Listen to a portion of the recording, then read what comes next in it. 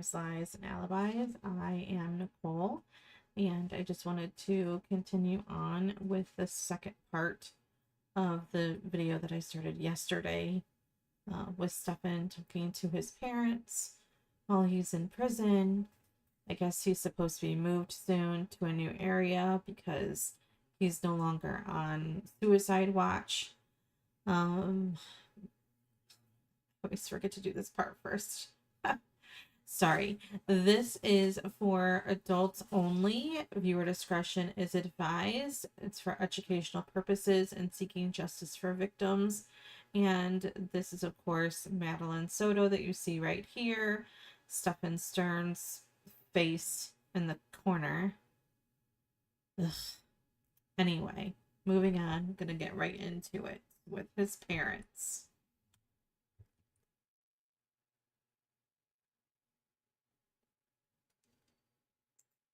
Maybe. Hi. Wow. Yes. Okay. And it's going to go right to commercial, isn't it? Step into Wix Studio, the platform for agencies and enterprises. Kick off projects in a workspace that's... Bye. Okay. Sorry about that. Anyway, yeah, just getting back to what I was saying, just faith and trust, and, message received. I guess if there's one thing that we wish for is that you had come to us sooner. That you had come to us and let us know what was going on. Well, unfortunately, I was suffering from a bit of cowardice. Okay, so I'm already interrupting it. This is rough. So, I wish the only thing, she says the only thing that she regrets is that he didn't come to them sooner. That's such a weird thing to say. That's the only thing you regret, Deb? Really? You don't regret that your son did some things that he shouldn't have done? I wish you would come to us. You would have come to us sooner. Well, what sooner? When sooner? What do you mean, Deb? What do you mean by that? He calls it cowardice. That's why he didn't come forward. Well, I don't know. He's still a coward because instead of being honest about what he's done, this despicable human being is trying to get himself out of prison. I said this yesterday. I think it was yesterday. If he were truly sorry for what he did, and he was truly sorry for what he did to Maddie, and he truly wanted to trade places and give her life back, blah, blah, blah, then he would understand that he is where he belongs. He belongs in prison. Period. He shouldn't be fighting so hard to get out. He acts like he's in the wrong place, like he's wrongfully accused. And if he really felt that way, he would be honest and be like, if I give you the honest truth, what is the best you can do for me? Life in prison? Okay. Would they take the death penalty off the table? I don't know. Maybe they wouldn't. Maybe they want him to fry. Maybe they're like, you know what? We want you to agree what you did, and it's the death penalty or nothing. I don't know. I haven't been in those rooms to hear what they have to say. But, like, I don't know. I mean, I guess the killer, the man who killed Kimani Lateague, he pled, or he told them what he did. So I guess in a way he's pleading guilty, and he sounds like he's still going to have a trial. So I don't know how that works, but like, I guess it just depends on the area, the state, the prosecution, what they want, what they expect. But he wouldn't be trying to get out, that's for sure. He wouldn't be trying to get evidence thrown out. He would say, what happens at this point. And I'm sorry, if he truly felt that way and felt that he wished he could trade places with her, then why is he fighting the death penalty then? I would think that he would be, okay, fine, put me to death. There have been people who've said that. Okay, you want me to have the death penalty? You want me to put to death? Do it. I don't believe him at all. Yeah, but well, hindsight's always 20/20, and can't do anything about it now. But you know, this thing It's bigger because of it. it's a bigger problem because of that, and again, not sure what would be any. I'm sure there would be some things different if you had chosen that path, because there's obviously nothing we could have done without. Well, there's nothing we could have done. I mean, there was only one choice, but we could have talked our way through this. I mean, the phone call that you made to me earlier in the afternoon, if you had at least shared that, we could have talked our way through that and figured out a much better solution than whatever whatever you guys came up with, because none of that was believable. And I was thinking earlier today or yesterday that somehow I feel that. Wait. We could have come up with something else, a better solution than whatever you guys came up with. Because none of that was believable. What are you saying, Chris? What does that mean? We would have been able to come up with something better than what you came up with that was more believable. Excuse me? I can't believe what I just heard him say. We would have come up with something better than what you guys did, something that was more believable. I can't believe those words left his mouth, knowing this is a recorded line. Please clarify, Mr. Stearns. You were forced into this, and I don't know, and that's just my speculation, that you were compromised and you were forced to participate in this, and as soon as you gotten away from the rest of them, you should have called me, and we should have and could have discussed this, and the outcome would have been a lot different than what it is right now. But I don't want to get your hopes up, and as I said, don't get carried away with any conspiracy theories, but in a way I was compromised, and, when all that stuff was happening, I was not in my right mind anymore.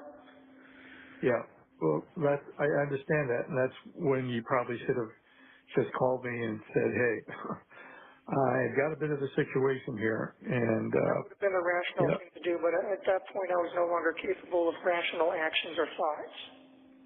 Yep, I understand. Yep, And I capable of understand. it, I had no control over my faculties anymore. It's like the motor was running, but there was a screaming chimpanzee behind the wheel. Yeah. I understand that. I don't understand lack of emotion. Yeah, I don't know. I mean, it wasn't like she was catatonic. She was talking in a normal voice. The only thing that showed any emotion at all was jiggling her leg, but she did that anyway. So Yeah, I just just an I don't anxious understand. thing. Yeah, she was anxious because she was lying through her teeth. Well, like I That's said, okay. don't get your hopes up for any conspiracy theories or vast conspiracies. Just understand that anything I did was not done while being within my rational mind. I had snapped at that point. Okay, so he said I had snapped at that point. I wasn't in my rational thought. He had snapped at what point? When he strangled Maddie to death? Is that when he snapped? What part of that, when was he no longer in his rational thought? What happened Saturday the 24th for Jen to call Stephan saying she needed his help? Don't tell me it was for the dog, and don't tell me it was for training for her new job that she'd already been at a week. What did she need Stephan's help with? What happened on the 24th? What happened on the 25th when he got there?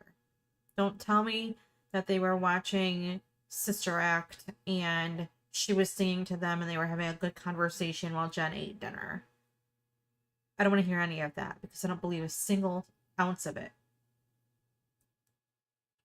But he had snapped. At what point did he snap?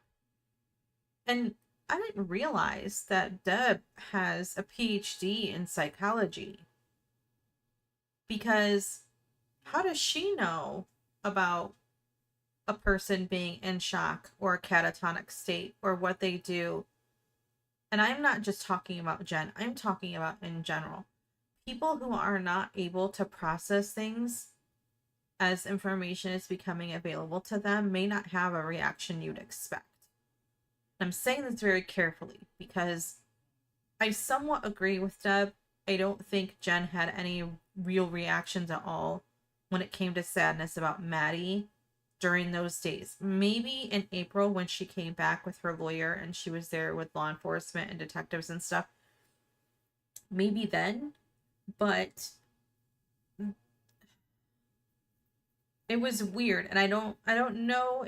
I mean, give her the benefit of the doubt for 15 seconds. Maybe she was just in deep denial that whole time, thinking that, you know what, I don't believe any of what they're telling me. Maddie's probably fine somewhere. We'll find her. Or she knew exactly what was going on and, you know, she was she was part of the whole plan or whatever. But like, for Deb to make that statement, she can't speak for everyone going through something like what Jen was going through, because there are people who do go kind of in a state of shock or disbelief. I shared in one of my previous videos that I know a kid whose sister was hit by a car in front of their house when he was like 9 years old. And she was 13, 14 almost. It was just before her birthday. And for years and years, he would tell people that she was visiting family in California because he was unable to understand or accept that she was gone. It took him a long time to accept that she was gone, but he was a little kid and he didn't, people thought this kid's acting fine for just losing his sister. But it's because he allowed himself to put himself in that land of delusion, which it's quite different when a child is in a land of delusion versus an adult, but adults do it too. Maybe not at the same degree, but they do. Oh, she's fine. She's probably just with someone. Maybe she ran off for a couple of days and she'll come back. Despite all the evidence to say the contrary, like, Deb can't know that's not what she was thinking. Because Deb doesn't have a degree in psychology, unless I'm mistaken, or a PhD, and has studied the human mind and everything. Like, what qualifies her to make that kind of a statement on how people should respond? Because everybody responds to stress differently. Everybody responds to shock differently, or things that their mind can't. I mean, the woman has a ton of mental health issues, depression and anxiety and all of these things. Like, how do you know, Deb? Like, I guess I say the same things. I'm not technically qualified to give this kind of input either. And I've had some questions about Jen's behavior as well. But Deb is just so good at reading Jen, but so awful at reading her son. And I get that it's her son, and we all see our children probably differently than other people do, I'm sure. But, like, she wants to put all of this on Jen, and while part of it is Jen, a great big chunk of it Stephan. Like, she wants to dump all this responsibility and all the issues off on Jen. Like, this is all her fault, her problems.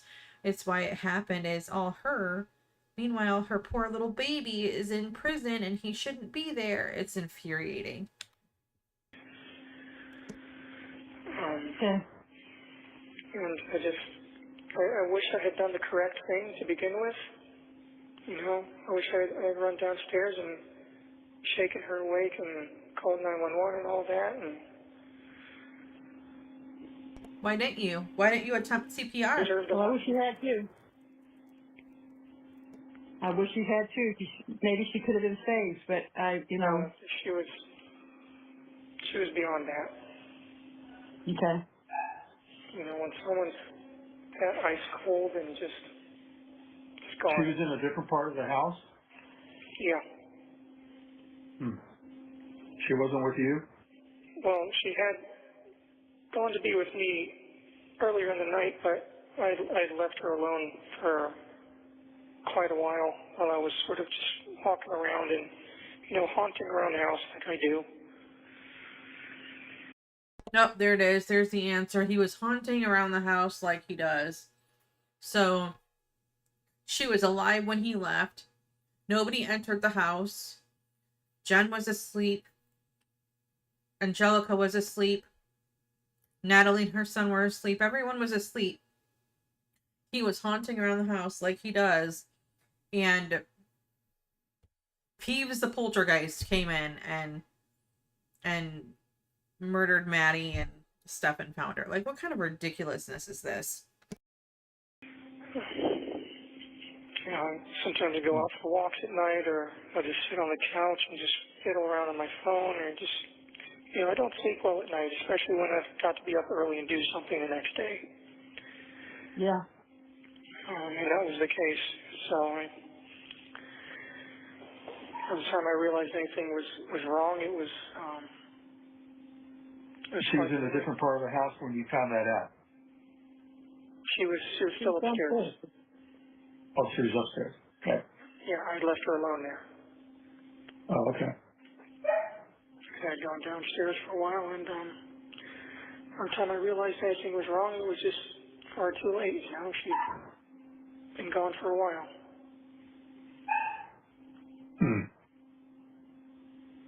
Yeah. Okay. Just seeing her pale face and blue lips and how ice cold she was, and just created. That's going to stay with you. Yeah, that's. Yeah, I remember seeing my brother when he had passed away, and that's the last thing I remember seeing of him. And so. Yeah, it's just, you can tell. Yes, you can. My dad, yeah. It's just, when they're gone, really, really, truly gone, there's nothing you can do. There's no coming back. Yeah. No, there isn't. She was past the point of no return. Yeah.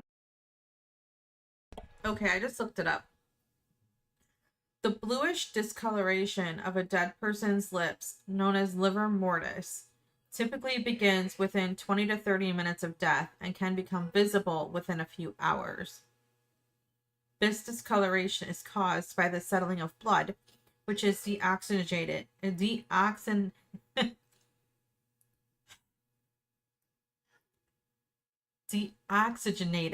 and appears purplish blue. The intensity of the discoloration increases over time, with the discoloration becoming fixed at around 12 hours after death. So, the bluish discoloration, often visible on the lips, may not be immediately apparent, but becomes more pronounced as time passes. So, it starts out slow and then intensifies until around 12 hours. It can start to discolor around 30 minutes. But it may be not noticeable until a few hours later. And that's according to Britannica.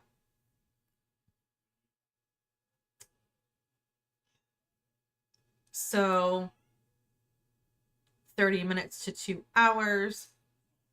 I don't know how long he would have left her there, allegedly.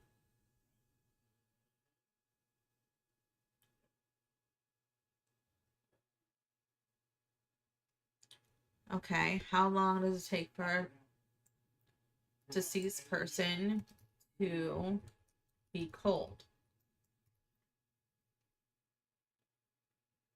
After death, a body typically cools by 1 to 1.5 degrees Fahrenheit per hour. The body usually takes around 12 hours to become cool to the touch, and 24 hours for the core temperature to be cooled completely. So don't tell me there was no reason to perform CPR because she was, quote, too far gone. Because she wouldn't be cold to the touch until 12 hours. So let's say her lips were a little blue because he'd been gone for an hour. Okay, that might be feasible. But she would not be cold to the touch yet. She'd be still warm. So, yeah. Not that we expect him to be honest, but that's a pretty big lie. Well, I'll tell you what, given the crazies of the grandmom and already starting to call her a Gordo, she would have been the next one on the list for gastric bypass, but I just think, maybe God just delivered her out of a place that was going to become really bad for her. What?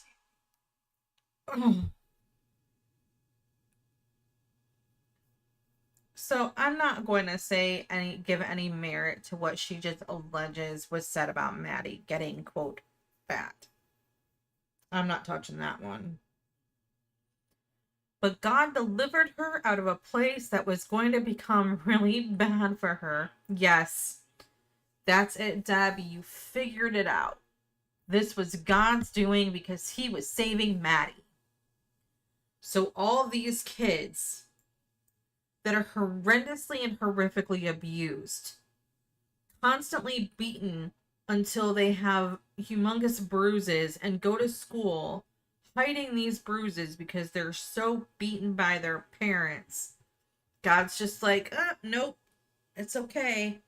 They're in an evil place, but I'm not ready for them yet. Let them suffer a little bit longer, even though it's really bad for them. But Maddie, man, God's like, yeah, I'm gonna take her out of that place before it gets really bad. Sure. Okay, lady. No wonder people don't like religion so much, because they hear crap like that and realize this woman's completely off her rocker for even saying something like, oh, unbelievable. I mean, I always knew that life was going to be hard for her. Her mom certainly didn't do her any favors, and since I had no say in the matter of how she was raised or disciplined or anything, there was nothing I could do about it but sit back and watch the train wreck as it unfolded. Yeah, and she's trying to tell everybody that it was a little angel and she had no problems with her, and you were already telling us that they were butting heads like two Rocky Mountain rams. Yeah, they had gotten physical on a couple of occasions. Yeah, I figured they did that again. Wow. But okay. I often played mediator between the two of them because I was the only one that could talk either of them down when they started going at it with each other. That part, I believe he was the Yeah, referee. where were the roommates when all this is going on? Upstairs, doing their own things. Was all that screaming and yelling and crap going on? Yeah, I'm surprised it's it kind stayed. of, honestly, it wasn't that far out of place in that house. Was often given to yelling or loud crying or outbursts, and was given to yelling and screaming and coming down on people. It was happening a lot more and more often, which is why I kept trying to tell you, I think maybe your meds are becoming less effective. It seems like you're becoming more erratic and more unstable. It seemed like the more stable I became, the more unstable she became, like we switched places. Well, I always told you she was a black hole to need. Yeah. Well, there's nothing to do about it now, but What I hate the worst is that she's sitting in a hospital having 3 meals a day, clean sheets, television, access to phone, reading, walking around free, taking a shower by herself, and you're sitting where you are. That Yeah, I pisses me guarantee off. her food's probably a lot better than mine. Oh, I guarantee there's a lot of stuff that's better than yours. Okay, but man, again, and I know it, she's delusional. I know. She's, not thinking like a clear person because she's thinking her baby boy couldn't possibly redo what he did to deserve to be there. But again, this goes back to don't get into any conspiracy theories. I know that he knows he can't say anything because he's recorded.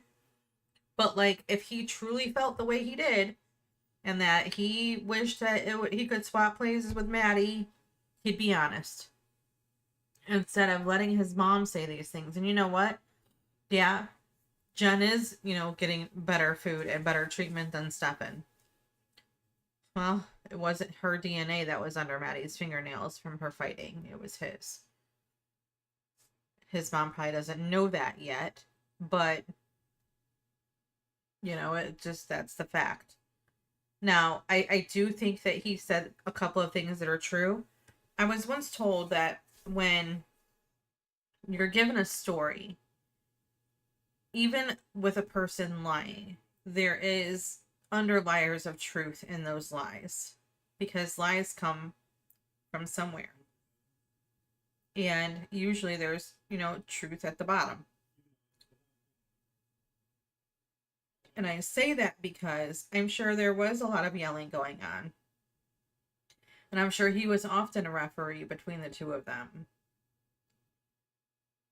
And when Deb talks about that,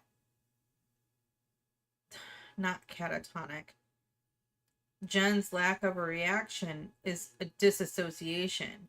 So she could be in denial and she could be unwilling to accept the truth. Or, alternatively, what I have said for a while is that she had disassociated herself so far from Maddie that to her, the daughter that she knew and the daughter that she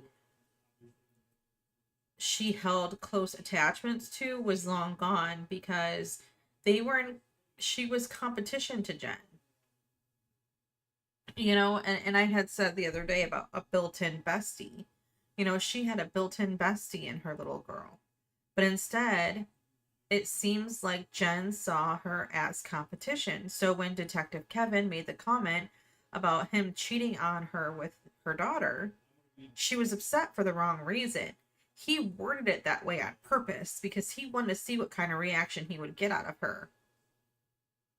And her reaction was basically like melting down, falling apart, because he cheated on me with my daughter, and not, oh my God, this guy abused my daughter. Because, she knew about the sex stuff. She just didn't think he would do anything evil like kill her. So, I do think that part of that is true, that Jen probably does have a temper, and I bet her meds are not working. And the reason I say that her meds aren't really working for her is because she says she has to take them to be able to function, but she's still barely functioning. And medications are one of those things, like, I have a family member who's been on meds for close to 20 years. And she still, every once in a while, has to go into her doctor and get adjustments made. And they'll see, okay, well, maybe this med isn't working for you as much anymore. Let's try this med instead. Because they improve over time as well. Different, companies come out with different formulas and stuff. And, you'd think that after 20 years, she would have it mastered. But she can tell when her medication starts to not do what it's supposed to do anymore, and she needs something done about it. So he might not be far off. Maybe Jen was getting argumentative about stuff. Maybe she was getting upset about stuff, but also Maddie probably just didn't want to be there anymore. Maddie couldn't sleep alone because she was afraid to sleep alone or didn't want to sleep alone. Well, she's not here to tell us whether or not that's true, is she?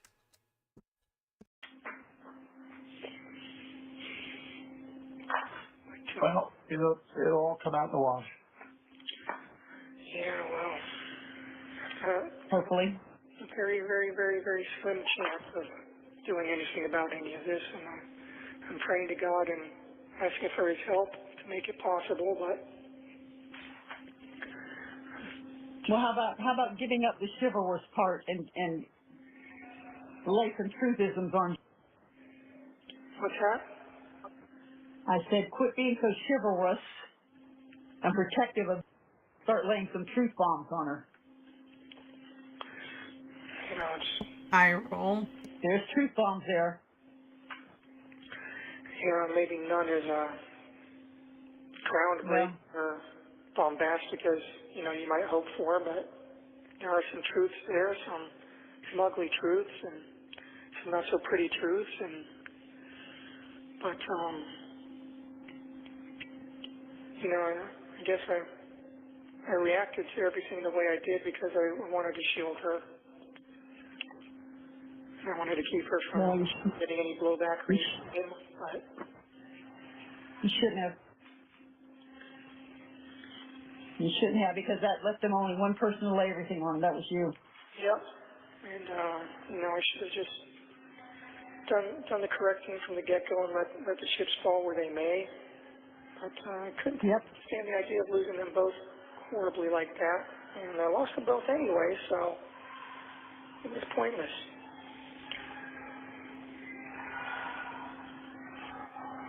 Yeah. There was just so much agony and so much pain, so much shock and so much trauma. My mind was just not, it wasn't me anymore. I wasn't in control of myself anymore. I was doing things that I wouldn't do. I wasn't acting or thinking rationally. It was just panic and fear and... Yeah, I can't imagine.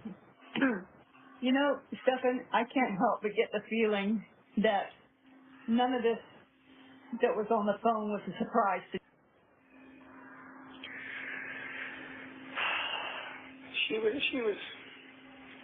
She was aware that I had certain feelings towards me. Yeah. Well, then why would you send her in there to sleep with you? She used to joke about it, call it an electrocomplex. She used to joke and say, you better not leave me for my daughter when she's older, and things like that. Laugh about it, and they used to both ogle over me and comment on me and talk about me together and giggle and... Okay, that's so gross. I know I've heard this part before. I've heard different snippets of these conversations, and that is one that makes me involuntarily shudder. Ugh. You're talking about a 12-year-old, because she had been 12 at that time or younger, ogling you, and talk about me together and giggle about my body. Sir, what?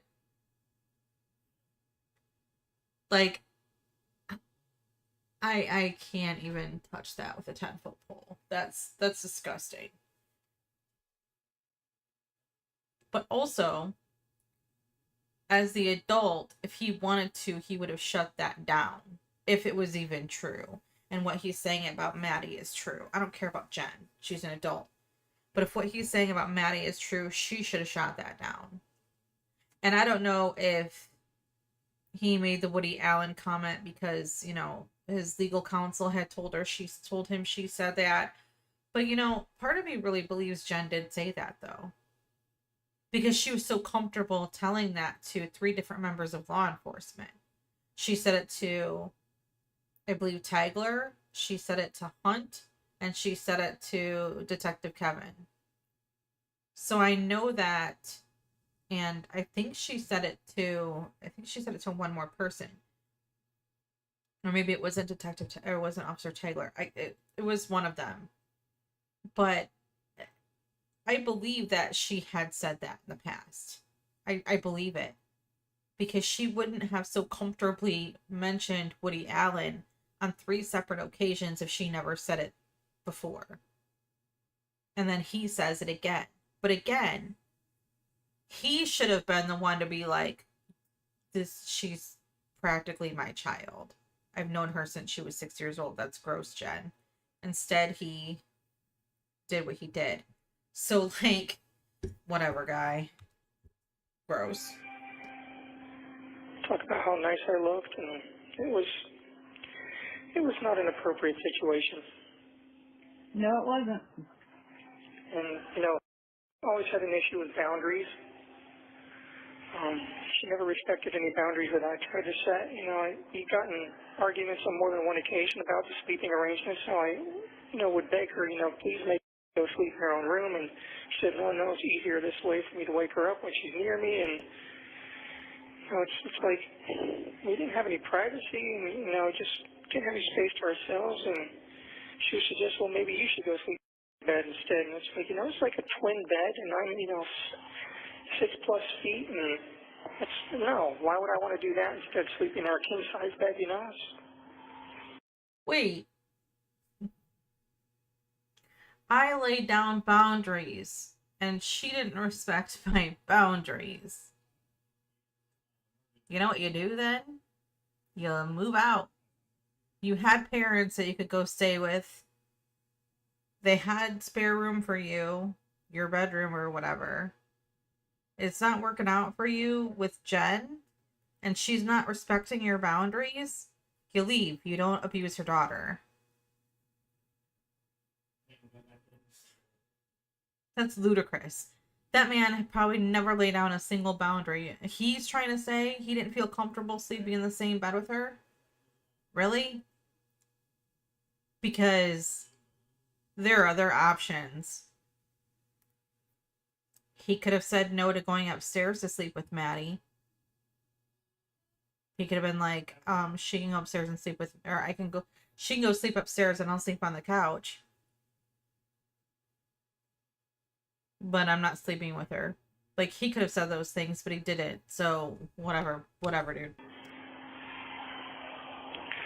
I should have broken up with her a long time ago and just distanced myself. Oh, hell yeah.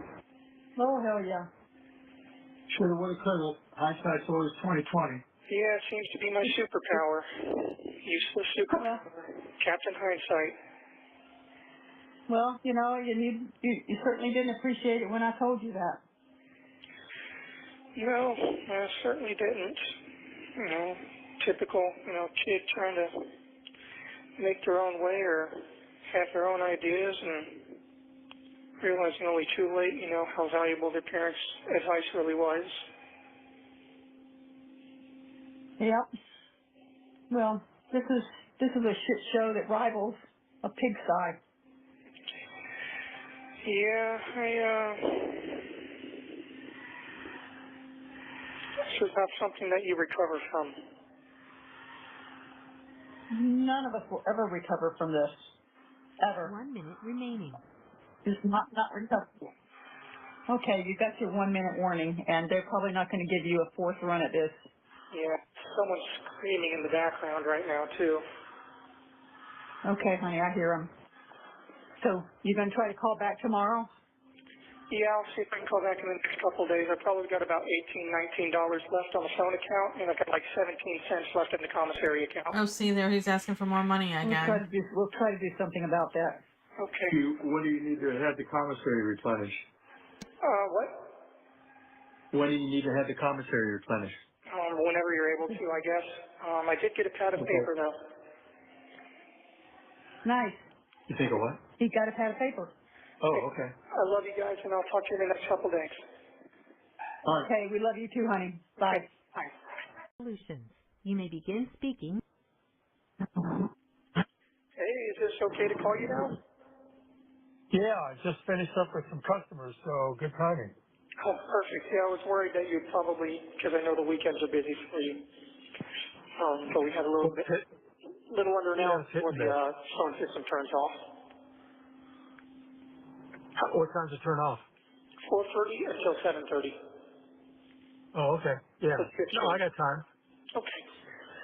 So I just used the commissary kiosk, and I looked into the reading glasses. They're $11.50 a piece.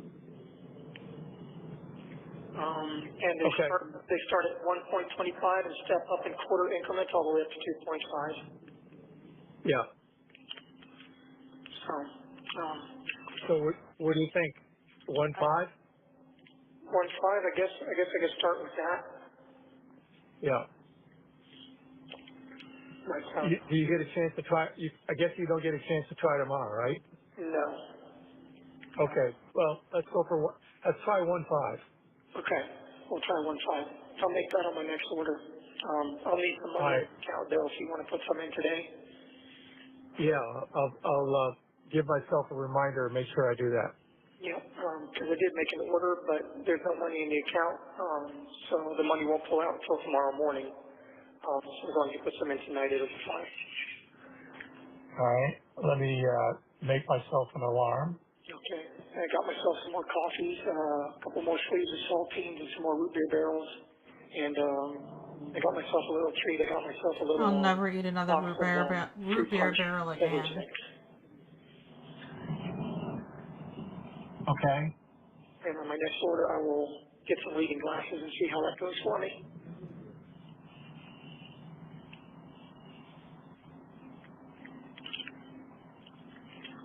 Can't believe I'm already looking into reading glasses. I feel like an old man.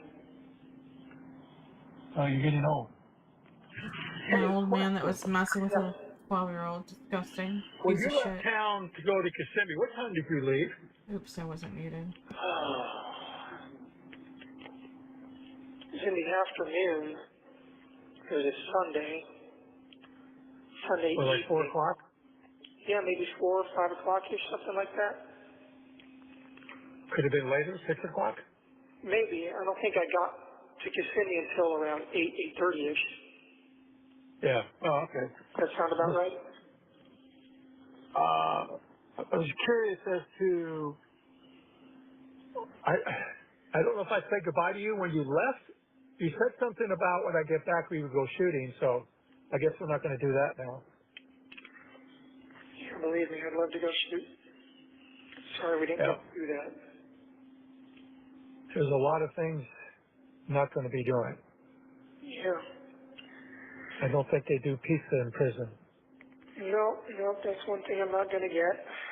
Or Taco Bell, or, I always said that life isn't so bad as long as you still have pizza and tacos. I don't have those. Oh, they're opening up a Del Taco in Port Charlotte. Oh, wow. Damn. Sad. Yeah. Missed that. Yes, I think they're opening it up down the street from Arby's. It's a bummer. Yeah, I saw that and thought of you right away. Yeah, well, it's right that you should, because that definitely would have been exciting news for me. Yep. Yep. I just feel so sad sometimes. Me too. Yep. It's good A again. lot of people getting the backlash from this. People who care anyway. Yeah, and pray to God. A lot of hurt going around everywhere. Yep. Just, one of my biggest regrets is that I've been so cavalier and so careless with the people that cared about me and that relied on me to be better than I was. Yep. It's Yep. one of my biggest and deepest regrets. Yep. Yep. Unfortunately, there's no backspace, delete, and do over it. We're past that. Yeah. Well, I just keep praying to God to deliver me from this and give me a chance to do it right. That's a big if. Yeah, I know it's a big ask, and I told him even if I'm not worthy of it now, that I'll work my best to become worthy of it. Yeah. And I hope that you guys Well, will pray for the that as murder well. charge. Yeah, the murder charge aside, I mean, you're pretty much fucked on the other side. Potentially, yeah. Yeah. I don't want to confirm or deny anything one way or the other. I'm trying to hold on to hope as best as I can and see how the cards fall out here. Yep. So, Yep. geez. Any follow up on where your mail order is? Is that a possibility? When I talked Case that present? when I spoke to the mental health director, she said that she would check with the mailroom, but in case that she forgot to do that, which is likely that she did forget, that you guys could also call the mailroom and check in with them and say, you know, hey, we're trying to send our son some books from the outside. What's the deal with that? Oh, okay. All right. Then I'll follow up on Monday. Yeah. So if you guys get a hold of the mailroom, you should be able to look into that and see what's what. Okay. I forgot to mention that last time. I'm sorry. No problem. But anyway. So, well, this is a pleasant surprise. Yeah, I know. I wanted to make sure that I called you before the phone system turned off and hoped that I caught you at a good time. Yep. Yep. Sitting in an open You house. did. I just finished up with some people. Are you showing houses or sitting at an open house? No, I was just showing some homes. Okay. So you're going back into the general side of things? That's all I'm doing. Well, I mean, I guess with the way the market is going down there, I guess general is not such a bad thing right now, huh? Oh, much better. You're not stuck trying to sell a single product. You've got the whole market available to yourself. Yeah. You get to control the narrative. Yeah, and yeah, I mean, I imagine that probably is a good deal right now, especially with the way, you know, it's heating up down there, so. Just Yep. wish we could be there to help you out. Well, me too, but can't dwell on that. We got to figure out what kind of path we can carve out it for you in the future. Yep. Maybe God has a plan for you. Maybe I won't spend the rest of my natural life in these places, and if so, I need to have some sort of plan together, Yep. some sort of resource to fall back on. You're a smart guy. You articulate well. You get passionate about something. You know, maybe God has a plan for you. Maybe if I get to be free again, you know, I've been thinking about that. You know, obviously, job prospects are going to be difficult to come by. I might need some sort of resources to help me get back on my feet immediately until I can work out the income situation. Yeah.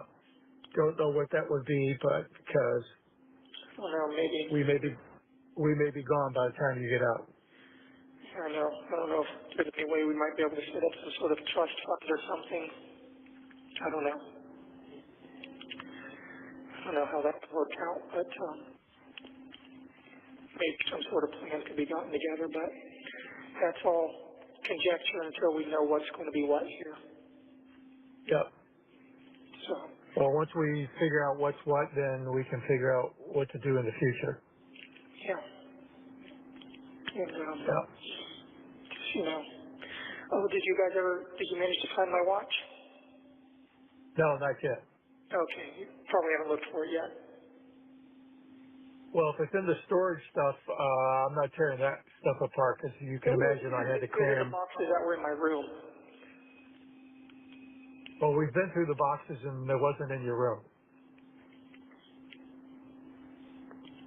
But you didn't look inside the mouse droid popcorn We receptacle. looked, we went through everything, So and you I can looked. tell you it wasn't there. So it wasn't in the mouse droid popcorn bucket. Nope. Damn, where is that watch?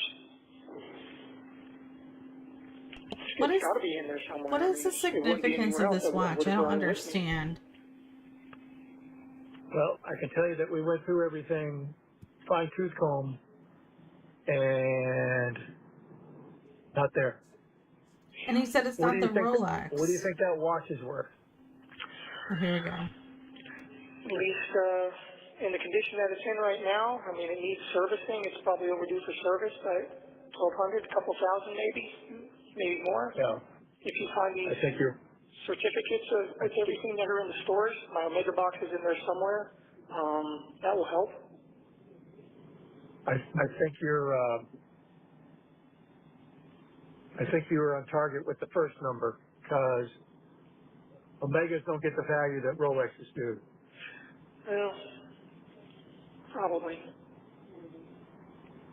So, Rolexes do retain your value a lot better. yeah. But I wasn't thinking about that. I just wanted something that was different and not a Rolex. You know, any a-hole with money goes and gets a Rolex. You know, doesn't require any taste or any knowledge. I like the fact that Grandpa had an Omega as well.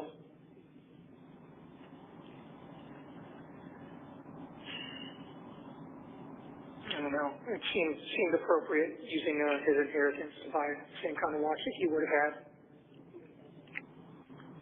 You can't do what? I said it seemed appropriate to use his inheritance to buy the same kind of watch that he would have had.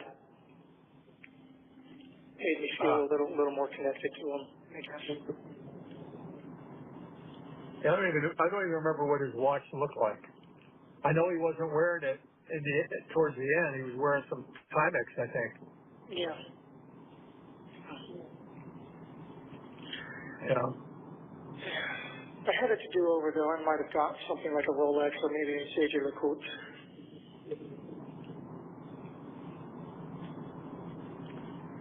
Submariners are always nice and fun. There's a lot of Rolexes out there, that's for sure. Yep, there are. You don't see many JLCs, though. That's a little more of a offbeat brand. But, or maybe I would have even gotten a ball. That would have been cheaper than the Omega. A lot more robust. Oh, well. A lot of things I would probably do differently. But, I just wish I'd been more careful with the people that I loved. Well, maybe you'll get a second chance at that, but I'm really hoping that I you do. got a big hill to climb up, that's for sure. Yep, I know it's very thin chances, but I hope that you and Mom will pray for me to get that second chance. For God to hear my prayers in regards to that, to deliver me from this situation and from the people that are wanting to destroy me. You know, do whatever it takes to be worthy of that. Live in a more upright and virtuous way. We got a minute remaining. Yep. Okay. Well, if you want, I can try to call you again tonight. Otherwise, I can call you back in a couple days. Whatever you want, we're available. Okay, well, I'll try again tonight, but if you don't hear from me, then expect me within the next few days or so. Okay? Okay, sounds good. And don't forget to put some money into the commissary tonight so that the order will go through tomorrow. I set an alarm. Well, thank you very much. I appreciate it. Always I love with you the very commissary. Much, Always. Love you too. Take care. Dad. Give my love to Mom. I will. Okay, bye-bye. Always about the commissary. Always about needing more money. Hey, Hey there. Crazy. is this a good time? Yeah, I tried to get the call the first time and it just disconnected us, so I don't know. When it goes to voicemail, it just auto refuses. No, it didn't go to voicemail. I was trying to pick it up. So, Okay. Are you at home? yes, why? Oh, I was just wondering if you were around, if both of you guys were there. We're both here. All right. So did you hear from my attorney yet? Yes. Okay, so you got the news then that they filed this morning to seek the death penalty. Yeah. How are you guys holding up? Well, we're just waiting for this to play out. So, you know. Yeah. So Debbie, your mother said that you were officially charged with murder. I didn't know about seeking the death penalty. I didn't hear that. Yeah, well, it was always a possibility. And the level they Yeah. charge me at, obviously, you know, if they seek it, there's a good chance that they can get it. So at 10 o'clock this morning, they officially filed for intent to seek death. Hmm. Well, it won't happen for a long time, according to your attorney, if at all. And from what we heard, your judge does not like the death penalty. He thinks it's too lenient, and he would rather have you in jail for the rest of your freaking life. Oh, wonderful. Yeah, I hate to say it, but I'd rather have you on death row because you're in more seclusion and you're not really with the bulk of the population of the people. well, I hate to say it, but I'd rather be on death row too because I agree with them. It's a much easier way out. Yep. I'd rather, you know. And like she said, there'll be appeal after appeal after appeal, and Yeah, she you said know, it could take up to 25 years for them to finally get around to executing me if I'm found guilty. So I'm torn on this because, like, is he just saying this knowing that he's being recorded and hoping that, oh, if I tell them I want the death penalty, they're not going to give it to me and they'll just give me life? You know what really makes the death penalty come quicker? Not having evidence thrown out, not asking for continuances, not asking for new trial dates. That's how you get a quicker trial. That's how you get executed faster, if that's what you really want, sir. So I think this is really disingenuous. I think he's saying these things to his parents and he has his mother agreeing with him because it sounds noble. I'd rather be dead. No, I disagree because you know what? A dead predator is no longer a predator. So, yeah, I there's ways to expedite their stuff, and if that's what you truly want, you truly don't want to be in prison forever and you'd rather get the death penalty, well, there's a way to do that, and it's not by getting evidence tossed out and extending the trial and carrying things out as long as you possibly can. But what do I know? yeah. And by that time, you might welcome it, but we won't be here to see it. By that time, it's about all I've got in me to serve anyway, so Yeah. I'll see what the point is.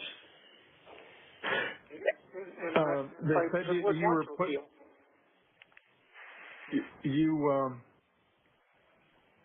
Back in seclusion. they said they put you back in seclusion? Well, I've been in seclusion this whole time. Well, that you're going to stay there or something? So I don't know.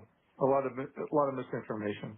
Yeah, well, I'm So, still in isolation, yes. I'm still in medical, although they moved me to a different cell here in medical, but this one has a bed at least, or I should say a platform to put my mat on.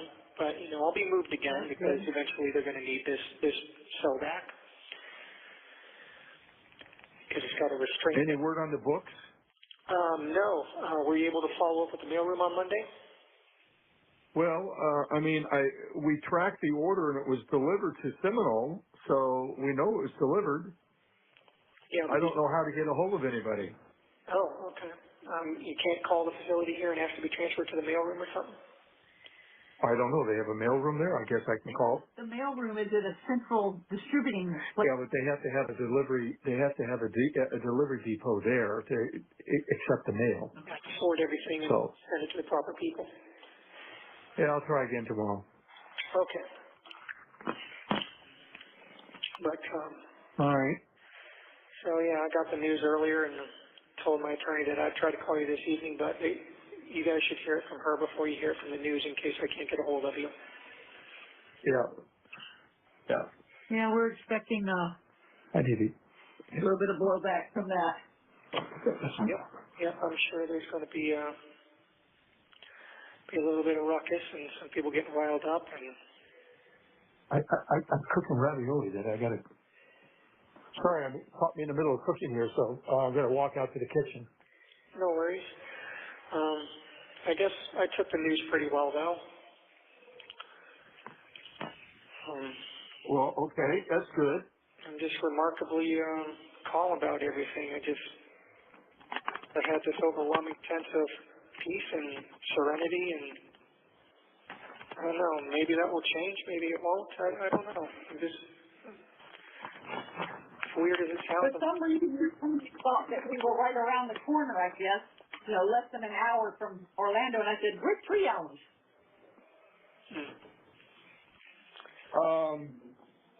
So, I mean,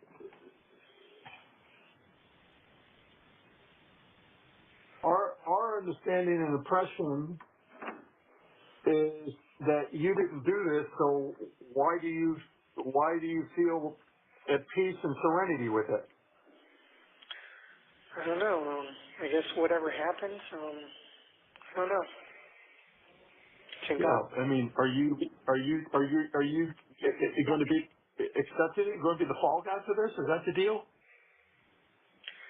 Well, I think between that and the prospect of spending the rest of my natural life in a very miserable place before I eventually die alone with no one to care about me or give a shit that I've passed on, I don't know. I think Don't be a horrendous piece of crap, then. I think whoever's involved in this needs to have justice served on them. I mean, if you're not part of this, then let's get that cleared up. I mean, it's not for you, but for the family. I'm pretty positive that this was all an accident. I'm not sure that any one person is to blame. Maybe no one's to blame, or maybe everyone's to blame a little bit. Oh, I'm not Sue sure, but accidentally wrapped her hands around her throat. no grand conspiracy here to hurt her. Were you awake when sent her into the room with you? Yeah.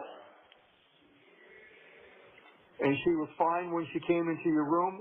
What time at night was that? Maybe 11-ish or so, I'm not sure. He's disgusting. So she was fine, so what happens between 11 and whenever you found her? You know what, Chris? We would all like to know that. That's the $1 million question, isn't it? It is the $1 million question. Yeah. I mean, when you say you were out of the room for what length of time were you out of the room? I don't know. 15 minutes? No. I left the room a couple times. The first time I left to go to the bathroom, and the second time I was out of the room for maybe a couple hours or so, maybe more. I'm not sure. Oh, okay. Well, that was plenty of time for the one-armed man to do it. Okay, so again, that's not true, because Angelica, who really has no reason to lie, said that he kept her up and she kept waking up hearing whirring sounds in the other room like a power tool. And we're talking at like 2 a.m. So how was she hearing those noises like a power tool around 2 a.m. and Stephan was in that room doing whatever it was that he was doing with Maddie in there?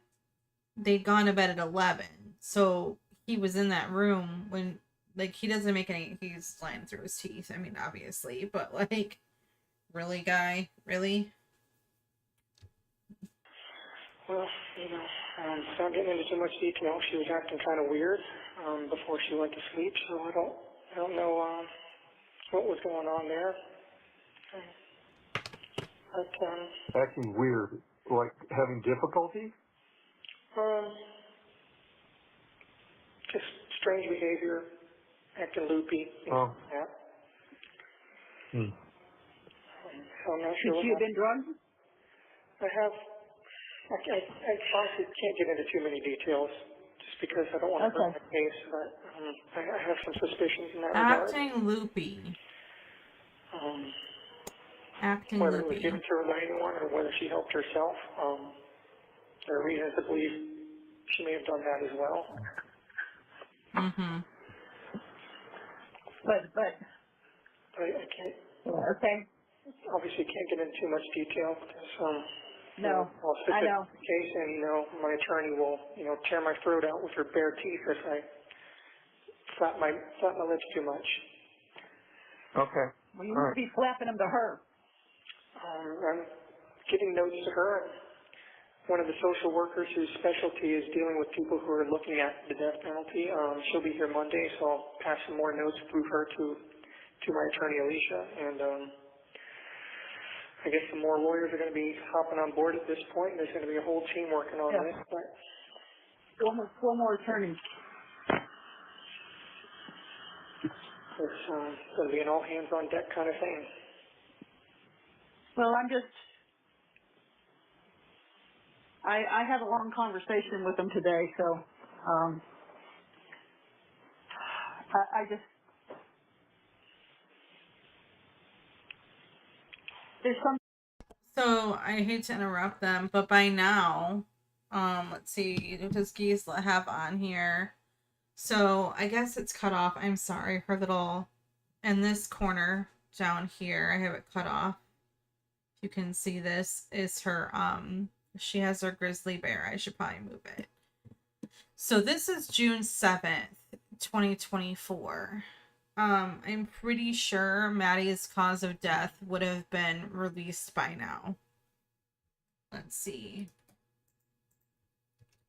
When was...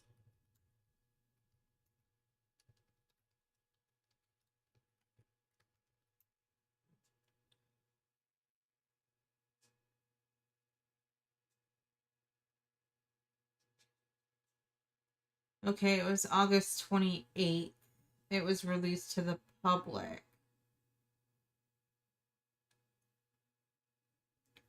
So that's like 2 months later. Let's see.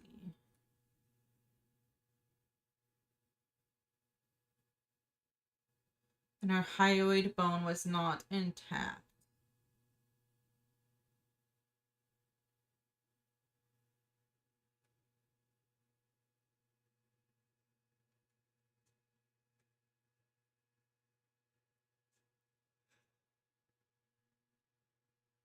So I guess it had not been released to the public yet. Okay. Things that cannot be passed off as you didn't do it. As you know, there's too much evidence to it. But I told them, I said, you're still my son, and I don't hate you, and I do not believe in my heart. I do not believe that you killed that child. You loved her too much, and she loved you, and I just don't think I don't think it happened that way. So. If it was an accident. We had a lot of wonderful plans for the week, and we were all looking forward to it, and we were all very happy to be reunited. It had been months since we'd all seen each other, and there's no reason that I would have given all of that up for literally no reason to hurt her and trade it all in for this. No, there isn't. Gag. But there's jealousy on the other side, too. I mean, if she told you, I hope you don't leave me for my daughter, that tells me that she was thinking about that for a while. Well, said half jokingly, but it's just one of those things. Again, I don't want to go into too much detail, but there's a lot of shit going on, But, yes, I do. I have nightmares imagining what you're living right now. I'm okay. And it sucks. It's just a terrible place, and I've heard other inmates in the cells next to me talking about it. Those that have been in and out of correctional institutions their whole lives, and they say of all the county jails they've been to, this one is by far the worst. well, actually Rebecca said that today too. She said they are much more paranoid, and they're stricter than they would have been in Orange County. Yeah, they don't regard your rights as being as too important here either. They don't treat you like a human being. They're very antagonistic here as well. And mental health can hold you in these cells in isolation against your will for as long as they want to under the guise of self-harm protocols. Uh-huh. Even if you qualify for bail or bond, they can just keep holding you here and not let you walk free until they're quote unquote decide you're not a danger to yourself, and they can decide that for whatever reason they dream up. Sure. Yeah. It's all very, very, really murky. Yeah, the whole thing is murky right now. Yeah, a lot of people lose their minds in this place. Well, I could see that happening. Yep. And, you know, I hear and see people that go into these isolation cells like I'm in, they start losing it completely and breaking down after 2 or 3 days. Well, you're stronger than that. Yep, I've been in here for over 3 months now in isolation, and I've never once lost it like that, so. But you know what? Truth be told, you've never been one that needed to have people around you. You didn't need it. It's nice to have them, but you don't need it. You know, it's just. Yeah. I just keep telling myself that there are people that have survived worse than this, and this is not going to kill me, and this is not going to break me. Okay. Well, it could kill you, buddy, eventually. Don't let it. No, I won't. I'm determined not to. Know that we're here. And I keep telling myself. I understand that if we can get this car sold, where we can get some money for your account here. I understand that you can actually, like, maybe pay $5 to see a movie or something on those tablets. No, I don't know about that. It's like a penny. I don't know if it's a penny a word or what it is with the text messages, but you have to keep them brief. Okay. Hey, while I'm thinking of it, can you, that smart connections or communications, can you send your passwords for some of your accounts, especially Spotify, because I keep getting billed for monthly for Spotify? There's the 1 minute number. Yeah, I can try to pass those along to you. Or give them to your attorney and have her do it. If nothing else, I'll give them to the social worker on Monday. But I keep telling myself every day, repeating this mantra, you know, patience and faith, patience and faith. I just have to have patience and faith. Yes, you do. And I keep praying to God for deliverance, and I just have this overwhelming sense of serenity, and I hope that's His way of telling me it's all going to be okay. Even if not, well, it's not change anything. Regardless, what it is, Stephan, it's His way of letting you know that regardless of what happens on earth, you've asked for forgiveness, He's forgiven you, and you're not going to be penalized. Nope, lady, that's not how that I'll try to call you works. back in 15 minutes, but if you don't hear from me, I'll believe call that back at in the all. next couple days. He's not asking for forgiveness. Not really, because he's not confessing his again. sins. So. I'm not sure if it's his phone number or the system, but, you know, I'm picking it up on the second ring and it disconnects. Interesting. Yeah, it's probably the system. Yeah. They're janky. Yeah. Anyway, I've got, as of the beginning of this call, I've got like $13 left in the debit account for calls and like $2 left in my commissary. Of course his commissary is almost empty. Always. Every call. So. Okay. Every call he asks for money. What was I saying every before? day. Yes. Patience and faith. Okay. Yeah. Keep repeating that mantra to myself every day. Patience and faith. Patience and faith. No matter what, patience and faith. God will see me through. And Did you get glasses? no. I'm still not 100% convinced that I actually need them. The times that I was squinting down at the paper, I had just woken up from a nap or I had not slept that night. So it was probably just my eyes had not gotten going or were just strained and bleary. Because, I mean, I'm reading books now, and, you know, the distance I'm reading them at, I can see the text fine. So I'm going to hold off on the glasses for the time being. All right. Romans is all about God's forgiveness for you, so read Romans. Yeah. Well, right now I'm reading through Exodus, which is all about God's deliverance from hardship and having faith in Him. Yeah. So I'm putting a lot of my hopes on the deliverance aspect. I've asked for forgiveness, but I'm hoping for deliverance. Well, I will tell you as a Christian that the Old Testament is pre-Jesus, and Jesus is the only way you're going to get to God, and you only get to God through talking with Jesus. So I would get rid of Exodus and start at the beginning of the New Testament. I pray to Jesus as well. I pray to God, and I end it, with, these things I pray in the name of our Lord and Jesus Christ. Yep. I pray to Jesus for forgiveness as well, and asked him not to strike my name from the book of life. Oh, God, am I rolling so hard? I think I saw my brain. Okay.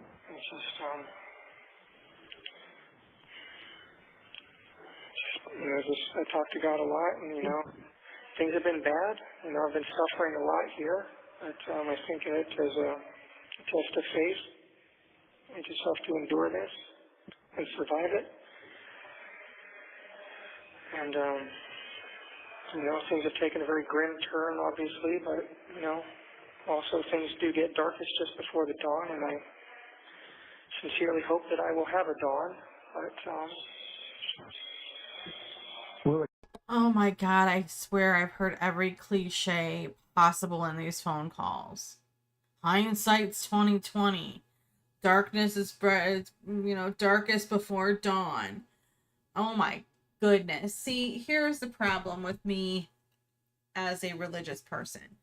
I feel like this is very picky and choosy from what parts of the Bible he wants to believe in. I love how she's like, don't start there. Get rid of that. Go on to the he's got nothing but time on his hands. So if he wants to read the Bible from beginning to end, like, what's it gonna hurt, lady? Telling him to skip parts in the Bible to get right to the punch because what? He's got somewhere to go. Like, what's the point of not just starting from the beginning? Whatever. But see, here's where I say picking and choosing. You're asking for forgiveness, but to ask for forgiveness and to repent is to acknowledge your sins and acknowledge what you did. And you're not doing that. You're trying to save yourself. And I mean, if you want to be real, he wouldn't have taken her life to begin with. He wouldn't have done all the things that he did to begin with. And I firmly believe that people who are agnostic, atheists, people who don't have any religion at all, don't believe in higher powers, whatever, I believe that sometimes people can come into faith. But this is supposedly someone who's always had faith from his core, how he was raised, whatever. It's pretty sure what he's been doing doesn't really, ring true for religious aspects. But this just sounds so goofy. Like, I'm praying for him to save me, to help me. Like I had said yesterday, like, kept talking about guardian angels and how he wants to be saved from prison. He wants his life spared. All of this stuff, and it's like, but you didn't spare her. You could have walked away, Stephan. No matter what you did, you could have walked away. And even if you went to jail for a few years because you got caught, she'd still be alive and she'd still have a life. I think that's one of the hardest parts for me, is he didn't have to do what he did. He chose to. That was a choice. And he knows it. His parents might not know it yet, but he knows it. He knows what he did. And she was so close. Deb was so close. I know what they say you did, and you're still my son, and I love you. That's all she had to say. And that would have been perfect. Because like I said, you can be upset about something that you care about, someone that you care about. You can be upset at what they did. You can love a person with all of your heart, with everything that you are. You can. But you have to hold them accountable. You have to. It's part of life.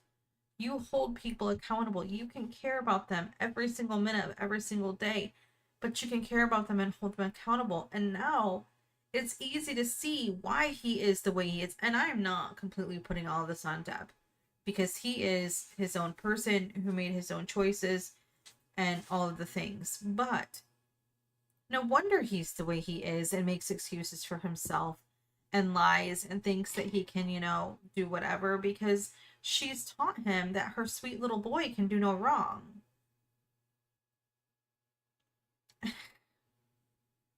Like, no wonder he's like this, Deb, because you've probably done this his whole life. You've probably made one excuse after the other for this kid. And he's probably been one big disappointment after another, and instead of having some hard truths with the kid, it reminds me, and this is going to be my second Harry Potter reference of the night, but kind of like a Petunia Dursley with Dudley. Like, he's a wretched child who's complaining because he didn't get enough birthday gifts. He got one less gift than he did the year before. Even though his gifts that year were more expensive, he was counting how many he had, not the value. And instead of, agreeing with her husband and saying, hey, you got a lot of really great gifts here. Maybe you didn't get as many as last year, but instead she says, no, Popkins, we'll take you out and get you 2 new presents. I mean, your presents are already new. That's why they're presents. It's not like they're wrapping up stuff you've already had. But that's what it reminds me of. Instead of holding him accountable for everything, she's like, oh, no, Stephan, it's okay. It's okay, because, just read your Bible and be a good boy, and it'll be fine. That's what I get out of her. It's madness. It can't get worse, can it? Well, I don't know about that. I'm sure things could always get worse. I don't know what's left. Well, I'm sorry. I'm talking about Charlie just said. Genuine general population. I mean, true. I guess not wrong. murder 1 is about as bad as it can get, and the death penalty is about as extreme as it can go. Yeah. I don't even know what method they use down here. Say what? Lethal injection, I think. Yeah. Oh, I guess that's not so bad, right? You go to sleep and then you go to heaven. No, I believe you're going to hell. Yeah. You're going where it's nice and toasty. I wonder if they still do I last think they meals give you as a a special tranquilizer. request. You get what? Del Taco? Of course, he'd be I was thinking thinking about more like food. an entire Little Caesars pizza, some Mexican candy, Oh, my Lanta. 2 liter of cherry Coke. I don't think you get a Little Caesars. You may get a frozen pizza, though. No, No, they get you what you want. I don't know. within reason, you I know. thought It's not like I thought you were going to tell them they asked their mom to make her death by chocolate cake for you. Well, just one of those is enough to show your chocolate quota for the year. I want steak and lobster and... Done. But, in lieu of a chocolate cake, we'll have to send it has to arrange to go to Ho-Ho's or something. yeah, ho-hos, that's not bad. Or some zebra cakes. Yeah. I asked your attorney today if we sent the hard candies that you like, the Mexican candy and the coffee flavored candies straight from Amazon, if that would be allowed. And she said sometimes they allow seasonal stuff to be sent through, but she'll check on it. Okay, well, that'd be worth checking into. So reminder of that, because it's not coming from us, it's coming straight from the distributor. Yeah, I'm sure the hard candies would be fine. Probably not the lollipops because of the sticks, but certainly, hard candies like the Pulparindo hard candies or the Revolsaditas, those would probably, if they would allow things like that, those would be the most likely because, obviously I get hard candies through commissary anyway. Yeah, but I'm sure you're tired of root beer hard candy. Yeah, well, I'd like to try the Jolly Ranchers or the sour fruit balls, but those always seem to be unauthorized item, which I think means sold out or out of stock. So that makes me want to buy a bunch of Jolly Ranchers. On this last order, though, I got some more spicy peanuts. I got some more coffees. I think I've got like 28 coffees left now. So I'm good on that for at least another week or two. And I ordered... How do you heat it? What's that? I think we get to. How do you heat it? Well, the sinks have a hot and a cold tap, so if you let the water run for a little while on the hot tap, it'll actually get warm, and then, I mean, not hot, not steamy hot, but sufficiently hot to have some warm coffee. Oh. So I just dump it in there, and then I let the water flow into it, and I've got, I usually save over some extra paper spoons or whatever from meals that I didn't need them for and use that to stir it. Yum. Warm sink water coffee. I ordered, on my last commissary run, I ordered a couple of seafood items. I ordered a pack of mackerel, and I ordered the sardines and the hot tomato sauce, but they didn't arrive. I guess it was out of stock. That sounds disgusting. What? Okay. I figured, what the heck, I'll give it a shot. Maybe I'll like them. Anyway, the mackerel arrived, though, and it's a fillet of mackerel in soybean oil. Gross. Mm-hmm. So it looks like it might actually be decent. Got good protein, though. Yeah. So I'll get that, and who knows, maybe the sardines, those would probably be fillets as well, if I had to guess. Yeah. Yeah. It probably won't be the whole fish, not like anchovies are sometimes, Yeah. So anyway, I'll keep trying to get those because I want to try them out, put them on a saltine cracker or something. Yeah. That'll work. All right. Yeah, You get hot chocolate there? No, I do not get hot chocolate, I don't think. I've looked at the drink mixes and I haven't seen any hot chocolate. Oh, okay. But like I said, I got some fruit punch beverage mix, and that's pretty good. For about $4.60, I get 8 pouches, and each of those pouches is good for 2 servings in these little 6-ounce cups. So in reality, it's like 16 servings. Okay. So it's actually a decent deal. So that's basically what I've been doing, just getting coffee, hard candies, and saltine crackers. And then every once in a while I'll splurge and get some spicy peanuts, or like I did this time, got the seafood stuff, and I even got a couple of curry cheese danishes. Oh, cool. Okay. So I'll splurge on special treats What every brand once of in a while. Danish is it? Clover Hill. Okay. Yeah, it's like a bear claw They cherry. must get it. Yeah, that's a school food service company. Yeah. Yeah. Yeah, a lot of this stuff is like these sort of off-brand, like the spicy peanuts are from Moon Lodge. The hard candies are from like Corner Store Candy, things like that. It's all distributed through the Keith Commissary Company out of Missouri, I guess. Yeah. Yeah. So, but it's actually, some of these things are actually pretty good. The Moon Lodge snacks are very good. They have this buffalo blue cheese ruffle chips. I tried those on one of my last big splurges, and those were actually surprisingly good. And their sour cream and onion chips are actually very good. Some of the best sour cream and onions I've had. Okay. So that's interesting. No salt and vinegar, huh? No, unfortunately not. No salt and vinegar, no all dressed. No Zapp's Voodoo chips, nothing like that. Yeah. You should, if you've never tried the Zapp's Voodoo chips, by the way, you should get them at the store. They're really good. They're like crunchy cheddar cooked We've chips. had them. Oh, yeah, the had 'em. flavor, they remind me of all dressed. It's got a little bit of all. Our taste buds are kind of changing. A lot of stuff just doesn't taste good to us. Yeah, my taste buds have changed too, honestly. When I first got here for the first week, I wasn't able to eat the food, and it's funny how eventually your body forgets what good food is supposed to taste like. No, eventually self-preservation kicks in and you just eat what you get.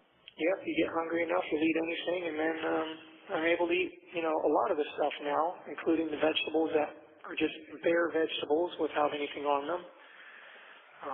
Bare broccoli, bare cauliflower, bare carrots, You have to understand that with your blood pressure problem, they're not giving you any salt on that stuff. Oh no, I'm getting the normal trays. They took me off those diet trays. Okay. But they don't put salt or butter on stuff anyway because, you know, that would be too good. You know, they don't want to make the food taste good. They don't want people to want to be here.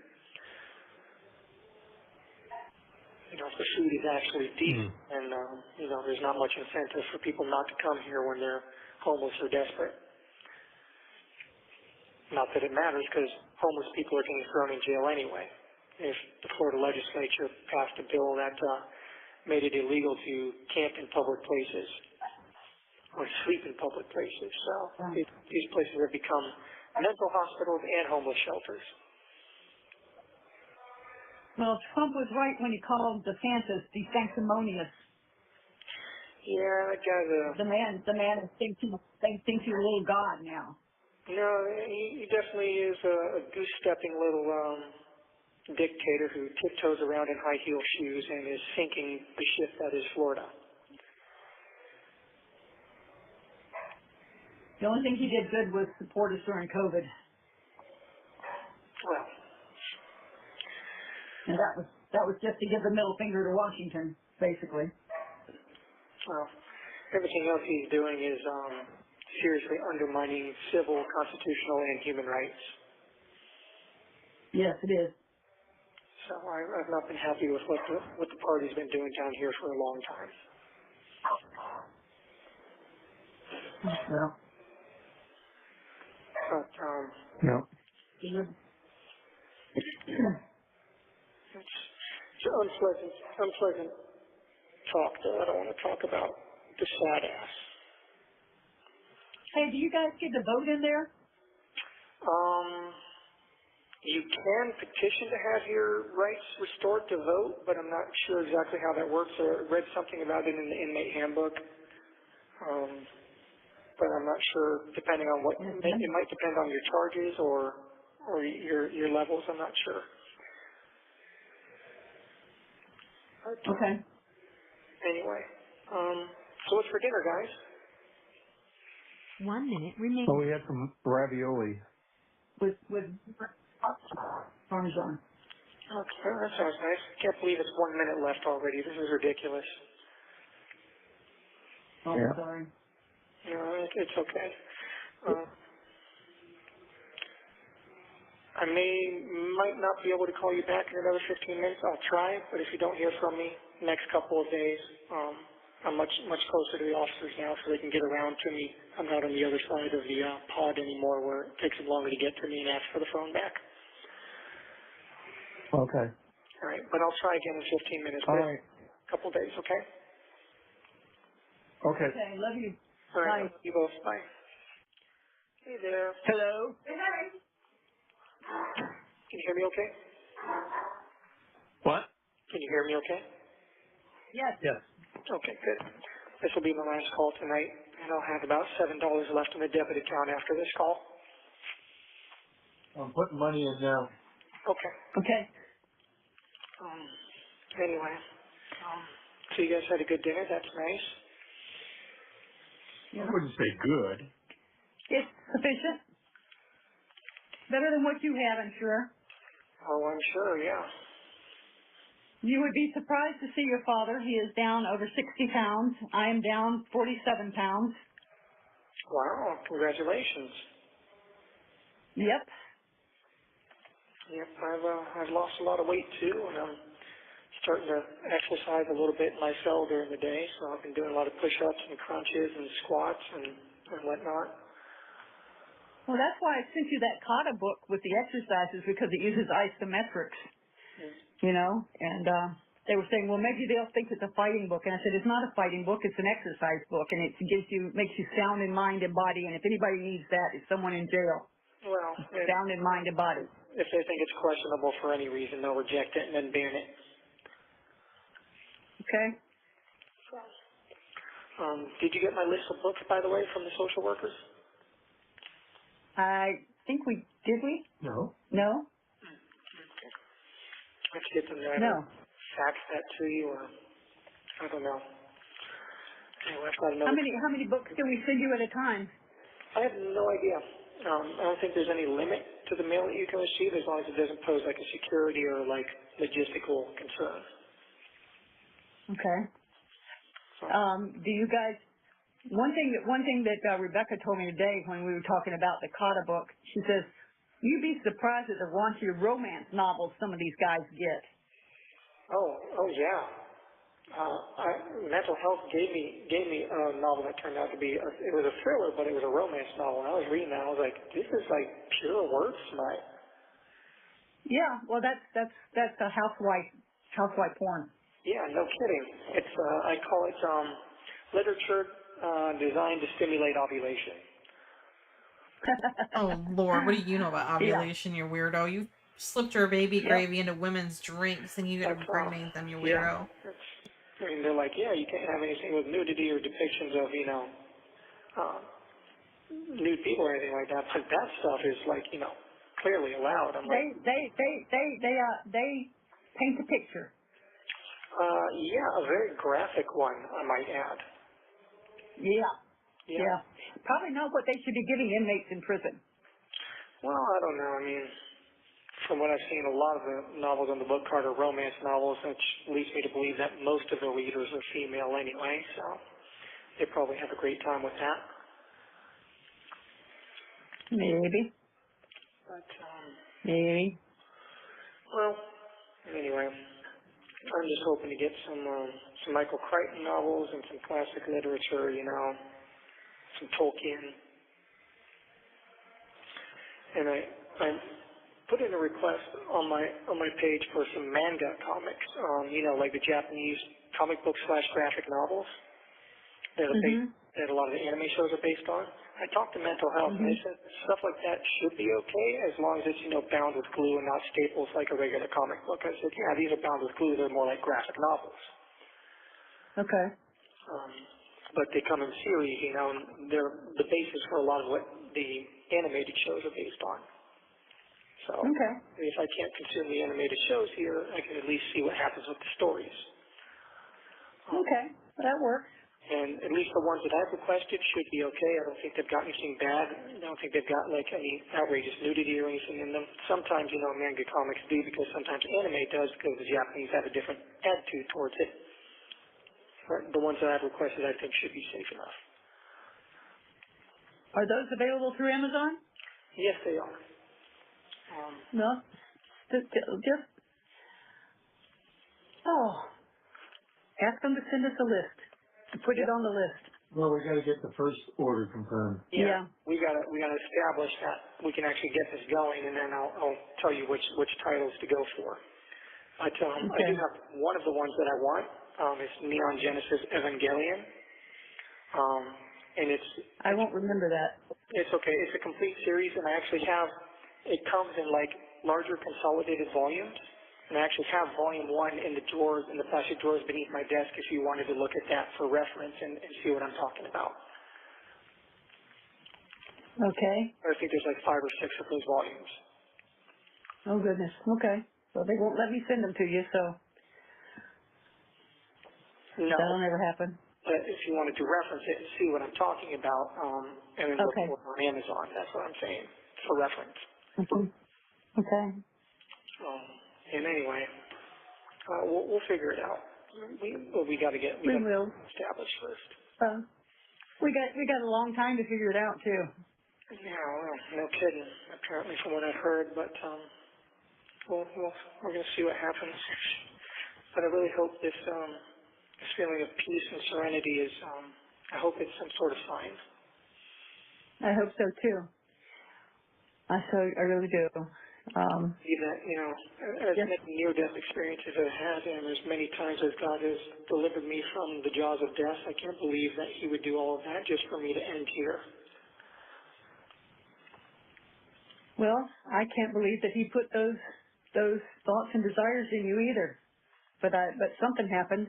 I can't confirm or deny anything. Obviously, I don't want to do any damage to No? here, but it's a lot more messy and complicated than everyone would like it to be. Well, I kind of figured that. It would be a lot more simple and a lot more easy if I really was just a horrible monster, but It's not like that. No, it's not. And that's what Rebecca said today. She said, I don't tend to think of them as bad people. I tend to think of them as people that have done something wrong, but they have a lot of good still in them. And I say, well, that's exactly what he is. He's got a lot of good in him. A lot. And I've done a So, lot of good. And I've done much, much more good than I have bad. But it's funny how, people only ever focus on the bad and all the good counts for nothing. well, that's what they always said. It's like being late to work. When you're late once, they don't forget it. When you're on time 360 days a year, they don't think about it. Yeah.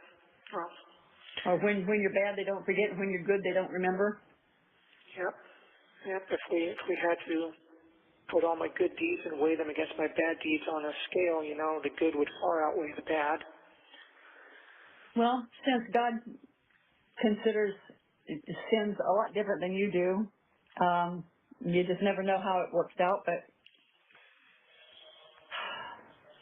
I mean, just thinking bad thoughts about your parents, believe it or not, that's a sin. Talking back is a sin. Lying to them is a sin. Stealing, defaming somebody, talking behind their back, gossiping, all those are supposedly minor sins, but they all build up. Yeah. I figure I've got a couple of Santa Claus sacks full of stuff. Yep, I'm sure we all do. No one's perfect. No, the only one person was perfect, and they killed him. Yep. But he did that. He knew that was coming, and that's why he was born, and he did that so that we would not have to pay for our sins. Yep. If we ask for forgiveness, and if we ask Jesus to bring us home. Yep. And well, that's what I've been doing, and been praying for forgiveness, praying for salvation, and also praying for deliverance. And I want you guys to also pray for me to be delivered as well. Pray for me to come home and I will.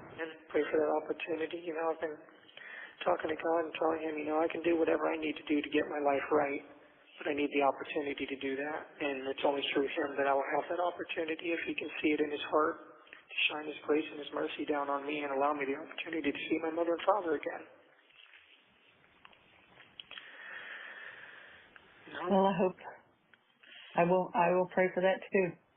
Yeah, keep praying for it. Pray for him to hear me, and I'm praying for it as well. And I'm hoping for it, and whatever happens, good or bad, I know. You accept it with grace and dignity, Yep. and know it's not the end of the world. Yep, that's what You getting any chance to learn any Spanish while you're there? What's that? Are you getting a chance to learn any Spanish while you're there? No, I have not had a chance to avail myself of any education programs yet, but I do hear plenty of it being spoken around me. Well, that's what I mean. Whether you're picking up some of whatever. No, sometimes when people ramble like that, it all kind of slurs together and gets jumbled up. Uh-huh. But that may be just more of a consequence of the echoes and acoustics in here. Yeah. But, I keep thinking if I've ever had a Jesus take the wheel moment in my life, this is certainly it. Yeah. Yeah. You picked a good one. Yeah, no kidding. And just, I hope I have the chance to see you guys again. I really do hope for that. I would like to be able to see you or give you a hug or talk to you face to face. Yeah, I keep telling God that, what I want more than anything now is just to see my parents again, and that, they need me around and I need them, and I want a chance to give you guys a hug and a kiss and tell you how much I love you and I've missed you. Okay, baby, we know that. And you know how we feel, so. Yeah, just keep praying. I'm gonna pause that for a second because,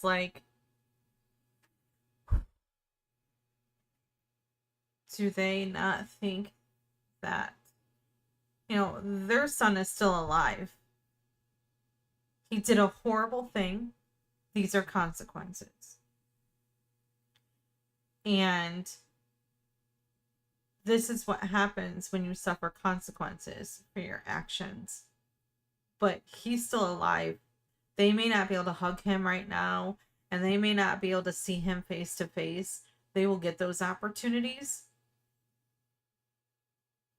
But, like, they can talk to him on the phone. You know what Jen can't do? She can't call Maddie again. She can't watch old movies for the first time with Maddie again. She can't do any of those things because Maddie is gone. And I know they don't care because in their mind, you know, she didn't care about Maddie at all, blah, blah, blah, blah, whatever. I mean, I would never say that she didn't care about Maddie at all. Maybe she didn't do the things that she should have as a parent and cared about her in the ways that she should have, but she can't do those things. And I really have to stop myself from getting personal with these, because some of the things that he says and some of the things that his mother says, and I like how his dad tried to steer the conversation away, because I don't know if it was getting too dark or not, something he wanted to talk about anymore with the have you learned any Spanish. But it's really hard for me hearing them say the things that they were saying, because, like, they have no clue how blessed they still are. Because their son, they can still talk to him. At some point, he will be allowed visitation. They will be able to see him when he goes to court. There will be opportunities for them. But for people whose children are dead, they don't get that opportunity. So it feels like hearing them bitch about not being able to hug each other and see each other face to face is gross. Because it's like, be thankful for what you get. You're lucky that you get these phone calls, because they could have him totally isolated and cut off and not allowing him to have the phone. You know, it's really funny because he had said that the guards don't like him. I wonder why. And it's also, you know, because of what he did. But just, he's annoying. He's annoying. He's whiny. He's woe is me. You know, it's frustrating. And I can imagine they don't care for him because he's awful. Every time he talks, the money comes up. This is only June 7th. And I feel, okay, I've stopped it a couple of times, more than a couple of times. We're 2 hours and 21 minutes into these phone calls.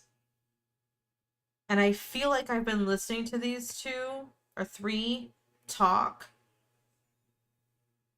Like, these phone conversations feel like they're months. But really, they're not.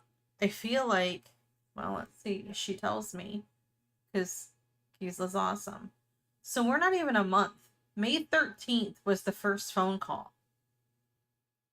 So we've been listening to several hours now of phone calls, one right after the other, because I guess he gets about 15 minutes a call. We're at June 7th. The first one was May 13th.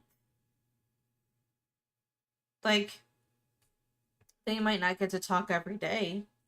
That's pretty frequently. I mean, some people go that long without talking to their kid and their kid's not in prison. But the point is, they can talk to him. They can have these conversations. And they don't even find blessings in this. And they're still complaining. Like, your son did a horrible thing. Many horrible things. He's where he belongs. He earned this. You deal with it. You can say your little prayers over each other and whatever else you want to do. That's fine.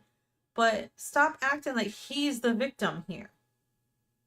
Because that's all this feels like. He's self-victimizing and a martyr.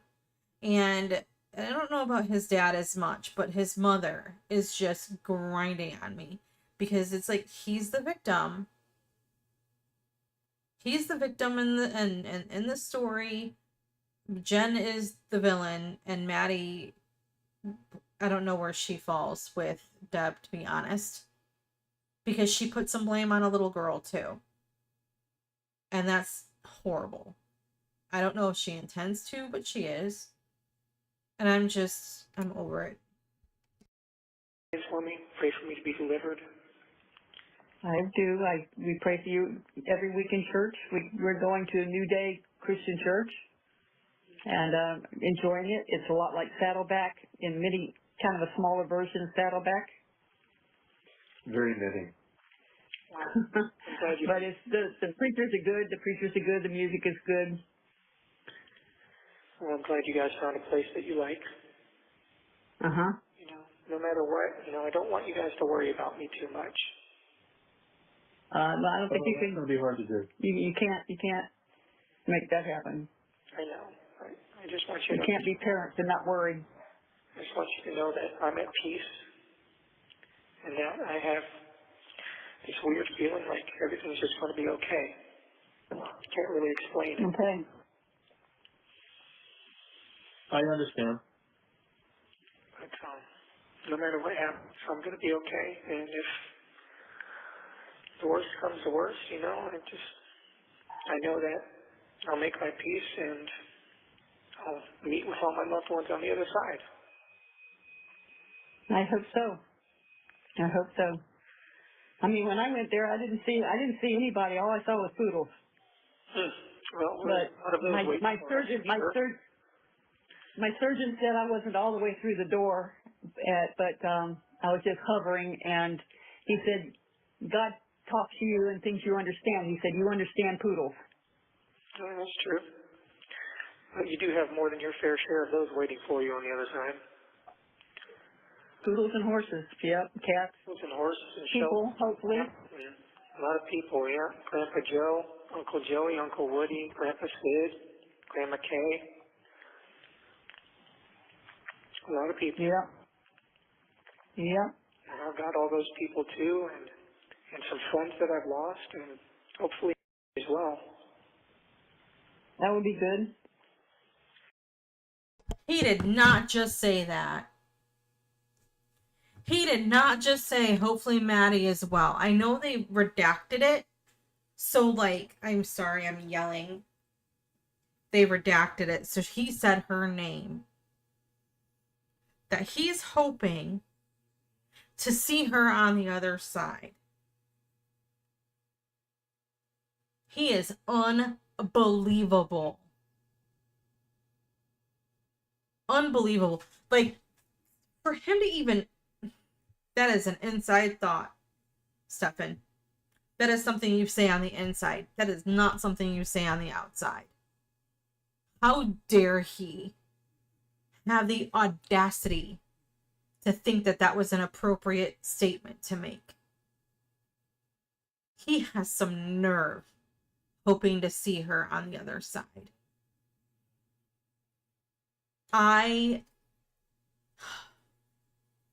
Man,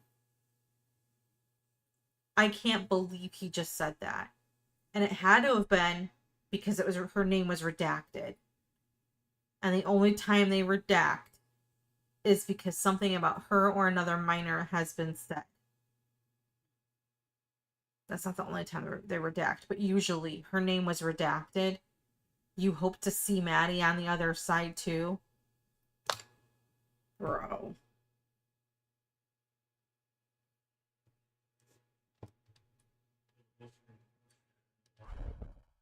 I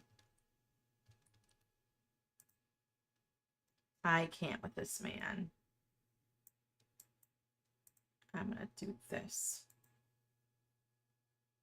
I'm gonna do this out of spite. Because I can.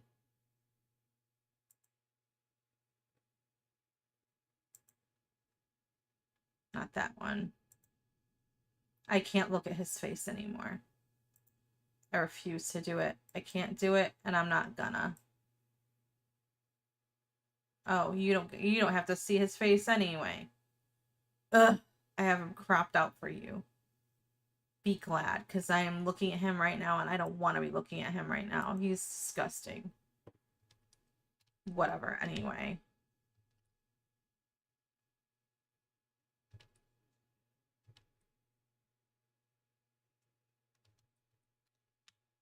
Because I know she's there. Yeah. You know, I They say, hey, I Sally, tried as took me hard so for I did for you, and I mean, we're talking ugly crying. Oh, I've done some ugly crying too. I'm over the ugly crying. Jen says it. His dumbass mother says it. I'm sorry, I shouldn't swear. Oh my god. I still I still think about it. I still think about you every night. Disgusting. I still pray for you every night. I still cry for you. I want you to know that. 1 minute. 1 minute. Well, I guess we'll say good night. yeah. I say hopefully sweet dreams, no nightmares. I haven't been having lots of dreams. I haven't had nightmares, but they've been strange dreams. I've seen a lot of faces of the people that I've worked with, the people that I've had as friends, and you guys too. And a lot of them have been weird, like movie plots. Oh boy. Yeah, so it's weird, but the one person I haven't seen in my dreams has been, well, actually I've seen a couple times, but I haven't seen for some reason. Yeah, she's probably still getting oriented. Maybe, but I'm so mad. I hope I get to see her on the other side. She'll say, "Hey, Smelly, what took you so long?" I'm so mad. Okay. But I love you guys, and I'll talk to you within the next couple of days. Okay? Okay, I love you too, darling. All right. All right. Thanks, Steph. Good. I'm so mad. I'm furious. Alright, I fixed it. Now I can cover his stinking face and not have to look at it. And you can see Gisela's. Maybe you still can't. What the heck? Nope. That's annoying. I don't know why you still can't see. I'm not messing with it anymore. I can't believe that. They're literally sitting there talking about Maddie telling him, "Oh, Smelly, what took you so long to get here?" I mean, you probably did wore the same clothes for multiple days and they took them from you when you were arrested. Wore the same clothing that he was wearing when they reported her missing, and Jen said he didn't bring many clothes with him because he was only staying for a couple of days. So, he recycles all of his clothes. But, probably does smell. But for him to hope that he gets to see her on the other side and that she's going to be happy to see him.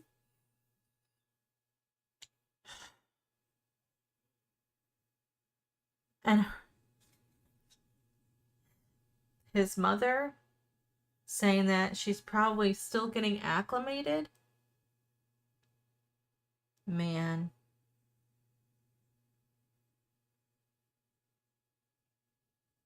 I'm flabbergasted. That whole conversation should never have happened. Beyond despicable for them to sit there and say those things about Maddie. He did unspeakable, horrible things to her in life. And now he's still hacking away at her dignity and death by making those comments with his mother. And I'm glad his father is staying mostly silent on that, because that's beyond just foul. And at this point, Deb knows what he did.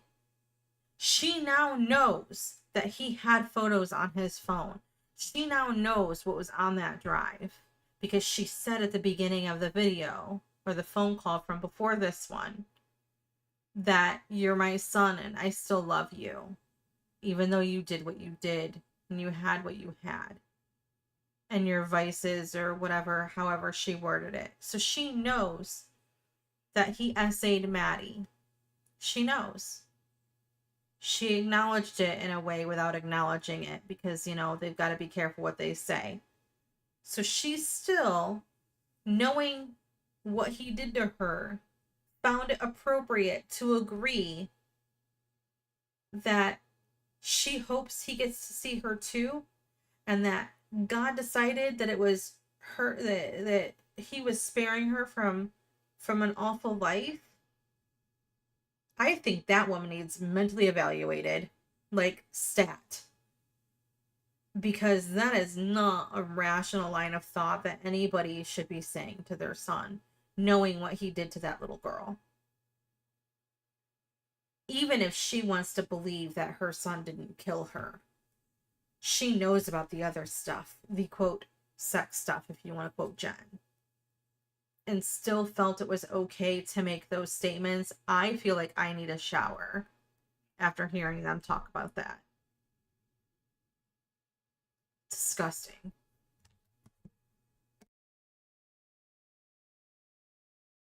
Thank you for using IC Solutions. You may begin. I got that. I got it. This is Hey, the next Stephan. day. Hey, you called and the phone just flashed a call coming in and then it just hung up. Oh, weird. Okay. Yeah, I figured I'd try Mom after I tried you 3 times, so. Wonder if he's gonna ask for more money. Oh, how you guys doing? Where are you? What are you up to? Not much. I got a late start at calling you this evening, so I'm probably only going to get the 1 call. So, where have you been all week? Well, I mean, I've been here, you know, so. I know that, but taking all week to call, you couldn't get access to the phone? I've been mostly sleeping the days and nights away. I've been feeling so tired lately. Okay. What's that? I said, okay. Yeah, I don't know. How are you guys holding up? Oh, good. Same old, same old. Well, no, we're balls to the wall getting ready because she's having 8 puppies. Oh, wow, okay. Wow, that is, If we write you a note, can you come over and help? what's that? If we write you a note, can you come over and help? Oh, you know, that'd be great, right? Yeah. Yeah. Yeah. For a while back, some of the nurses or officers were talking to each other like, let's just take the day off today. And I was like, yeah, that's a great idea. You know what, guys? Let's all just take the day off today and come back tomorrow. That'd be a great idea, wouldn't it? Yeah. You know, they save so much money if they just put everybody on ankle bracelets and let them go home. Well, you know, that would be counterproductive because they want people to suffer. So you're going to suffer enough once you go to prison, but if you're just in jail waiting trial, I don't know why you can't be on an ankle bracelet and come home. Because suffer. Suffer. Okay. Yeah, we suffer too. We suffer right along with you. Yeah. If I went home, that'd be, you know, too tempting for me to do something and not go to trial, probably. So they want to make sure that they have their eyes on me at all times. Well, then why is it in a bracelet? That's how it works. But, you know, it's like, I wouldn't waste too much energy having any sort of grudge or hurt feelings against her. She's suffering too in her own way, so. Not as much as you are, sweetheart. Well, you know. Oh my God. He finally acknowledges someone other than himself. And there goes his mother. He says, well, you know, she lost her daughter.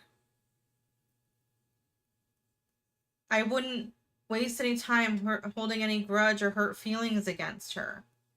Because, you know, she lost her daughter. And there goes his mother. The one time he finally has empathy for someone other than himself. Or has empathy and thinking about someone other than himself. His mother has to interject with her nonsense. He actually says something, you know, and I appreciate the humor coming from his dad. Hey, she's going to have a bunch of puppies. You want to come help? Maybe we can get you like, you know, a pink slip and an ankle monitor or whatever. It's a joke. It's, you know, I can understand wanting to kind of lighten the mood. And I feel like his dad does that from time to time. Like in the last call, making a joke about learning Spanish because, you know, there's people yelling Spanish at each other. I mean, he lived with Jen, so he should know some. But like, and Angelica speaks predominantly Spanish, so, you know, he should have learned something from her anyway. To be able to at least pick up on things. So, you know, Chris seems to use a little bit of humor here and there. But Deb is like, I want her to go away. I don't want to hear her talk anymore. I don't. I'm done. I'm 2 hours and 28 minutes into this video, and I just don't want to listen to her anymore. And I feel like this is probably why I've put these off for so long, because I'm tired of listening to her. He was finally having empathy and thinking about someone else. And then what does she say? What does she She say? lost her daughter. Yeah. Her whole world was turned upside down too. You know. And you lost, a wonderful person that you love too. Yep. But And you were a wonderful person that she loved too. Well, you weren't he wasn't a wonderful person, Deb. That's the problem. And again, she's saying these things knowing what he did. And I'm not talking about the death part because she's still in denial about that. And Maddie's cause of death hasn't been revealed yet. This is June 15th. Her cause of death wasn't revealed until August. But she knows what was on his phone, and she knows what was on that external, because by now he has been charged with the CSAM. So she knows. She acknowledged it in the last call. You're still my son and I love you, which is fine, I guess, whatever. But like, you were a wonderful person too. She lost you. No, honey, he's not a wonderful person. He's a horrible person. He's a monster. He's a predator. He groomed. He took advantage. Because Jen, at the end of the day, was a vulnerable mother. It might sound like an excuse and a justification, but she was vulnerable. Her mental health was terrible. And he took advantage of that. And I don't care about this whole, he had a TBI, which is a traumatic brain injury. For people who don't know about it, what a TBI is, he was in some kind of accident or whatever. TBIs can sometimes affect impulse control and whatnot, but like, not to the degree she's trying to use it as an excuse for him to do what he did. He'd been perping on Maddie since she was about 8 years old, coincidentally around the time she started having big behavioral problems. Beyond what would have been listed as ADHD or whatever. But this woman kills me because he was finally thinking about someone other than himself, and she interjects with how great her son is, how wonderful her son is, how he's just such a good person. No, honey, your son is trash. You raised a monster. You better come to grips with that, because it's the truth. Because regardless, he did unspeakable things to that little girl while she was asleep. And even when she was awake. Like, grotesque things that aren't even suitable for public or for, civilized conversation type things. You want to joke about the smut books that he can get while in prison? Well, even those are too distinguished for what he did. And she's going to say you were a wonderful person she lost to. No. We're not going to do that today. everyone's world got turned upside down by this. No one is having a good time here. Just remember that, Has she tried to call you, or have you called her? No. In fact, I'm under a strict no contact order during at least the trial. I'm not legally not supposed to contact her at all. Okay. I think that's pretty much standard operating procedure. Okay. I'm almost kind of glad you guys aren't able to visit me or haven't come to visit me, because I feel like if you were to see my face, you guys would be a lot more concerned. Why? Did somebody beat you up? No, it's hard to get beat up in isolation, but I am very thin and my eyes are sunken in and I've got dark circles under my eyes and I look like hell. Well, he's back to himself. I guess there's that. I'm so sorry. Yeah. Poor baby. Just very drawn and Poor sort of strong, sad. emaciated look. And even the social workers said, they came to visit me on Monday and they said, it looks like I'd lost some more weight. So I have no idea how much I weigh now, but I can see myself getting thinner. How the fun's holding up? Well, I saw that you put $30 in there the last Friday that we talked. I hadn't made any orders since then, though. So I just got the cost today and saw that. So as of today, there was $16 left. but I did need to make an order. So actually, if you get a chance, I need to drop about $50 or so in there if you can. All right.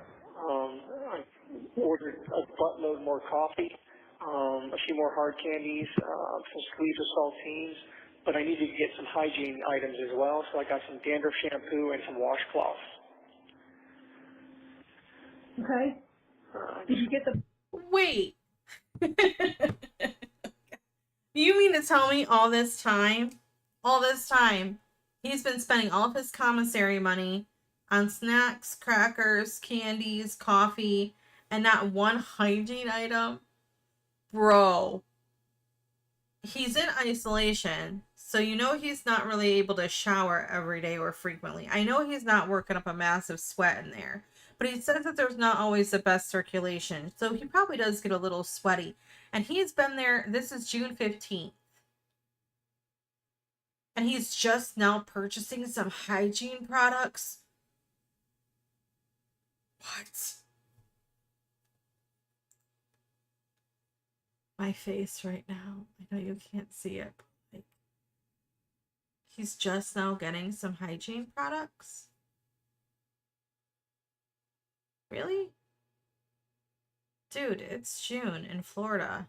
I don't think their air conditioning is gonna be like state of the art. It's probably like the bare minimum for like bare minimum comfort. But you bought all this stuff. And again, what I tell you, he's gonna ask about money because every time money comes up, every single time he talks about needing more money. And he's just done, well, I had to buy some hygiene products. Finally broke down and spent some money on not smelling like gym socks that have been shoved in a bag for 2 years after being worn to football practice. It's gross. Books yet? No.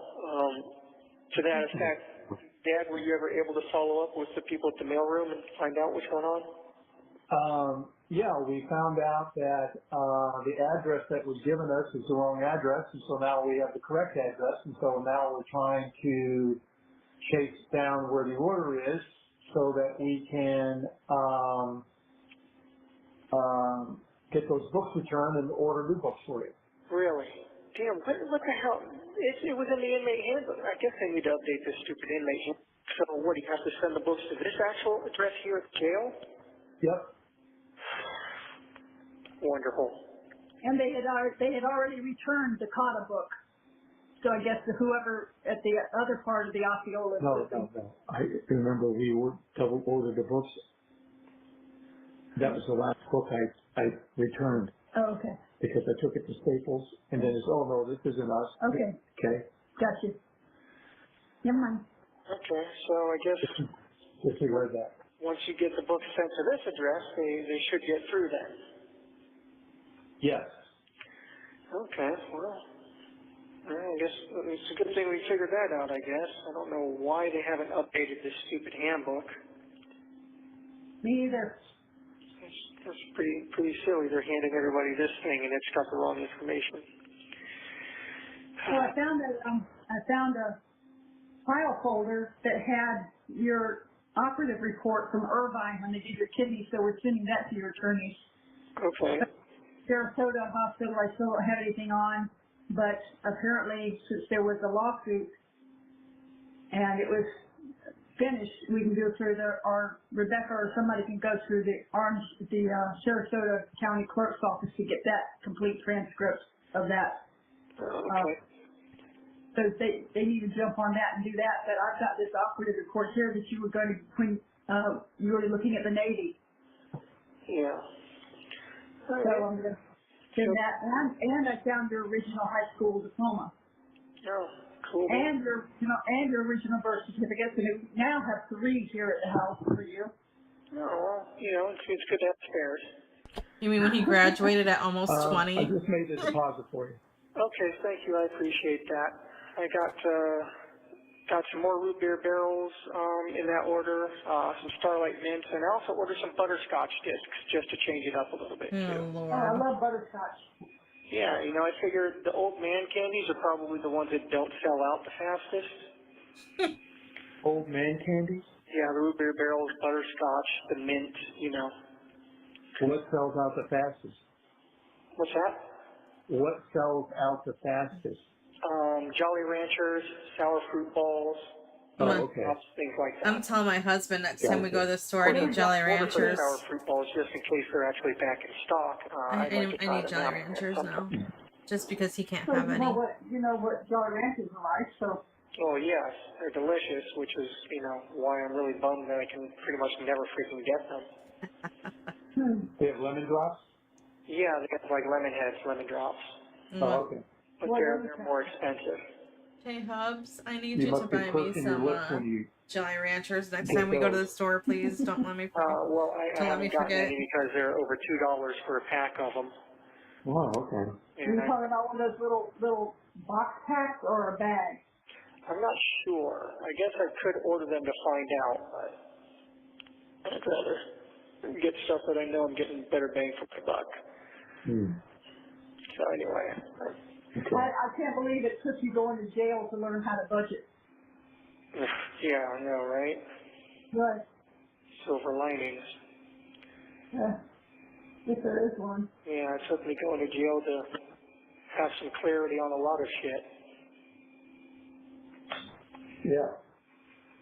Yeah, about what's really most important in life, about how cavalier and careless I've been, and with all the people and things and whatnot that I love and enjoy, and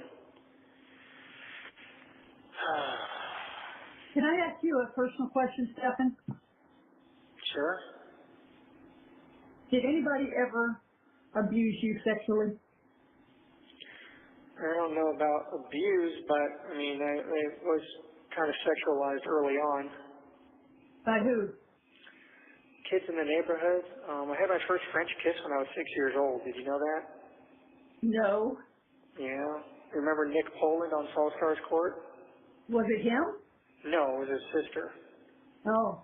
Samantha. Uh-huh.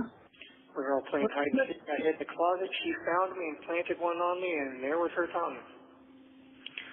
Well, she has her mother as a great example. Well, she was also like a year or two older than us, so who knows what the hell was going on there. So she was just experimenting. Somebody told her about it. She was trying it.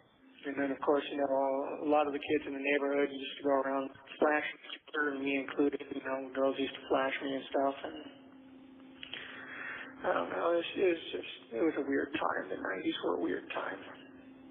Yeah, it's pretty promiscuous. Yeah. I mean, even the next door neighbor, Diane, used to, you know, show me what she had going on, so. Who's Diane? In California. The old lady next door? Her daughter. Oh. Her granddaughter. Oh, okay. But, yeah, well, anyway. So, Well, it's just that, they say that sometimes when you like children, that you have been an abused child, and it was intimated that perhaps we had abused you in some way. no, yeah.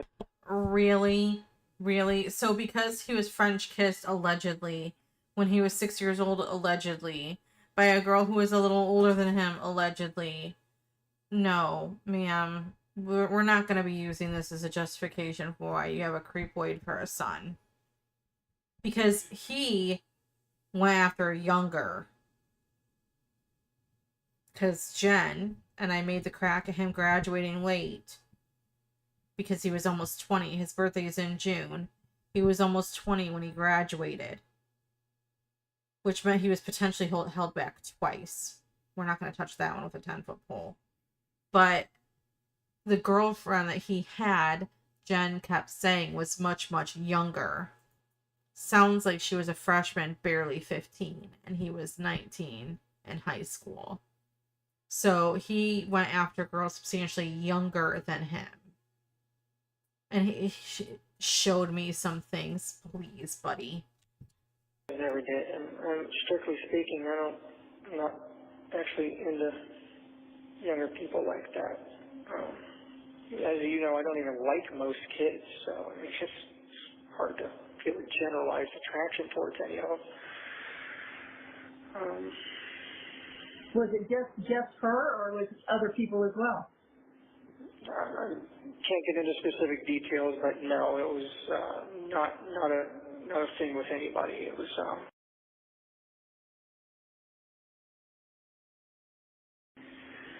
All right, got it.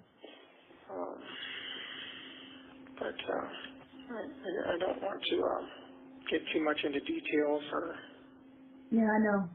confirm or deny anything officially, anything that could possibly be used against me. I mean, I haven't seen the inside of a courtroom yet, so it would be kind of stupid to be making anything that could be construed as an admission of guilt. Yeah, no, I was just wondering who I needed to go Mama Bear on if they had hurt you as a child. No, unfortunately. It's official. It's official. Crucify me. I hate Deb. You're going to go Mama Bear on someone who hurt you as a child, but make excuses for him hurting a child. But it doesn't matter because it wasn't her child? Is that what it is? She's a horrible human being for this. Horrible. And she knows they're being recorded and she just doesn't care. She knows darn well that these calls can come out eventually. She doesn't care. I just need to know if I need to go on Mama Bear if someone hurt you as a child. And then what does he say? No, unfortunately. Shit was just weird back in the 90s. And it was just weird back in the 90s.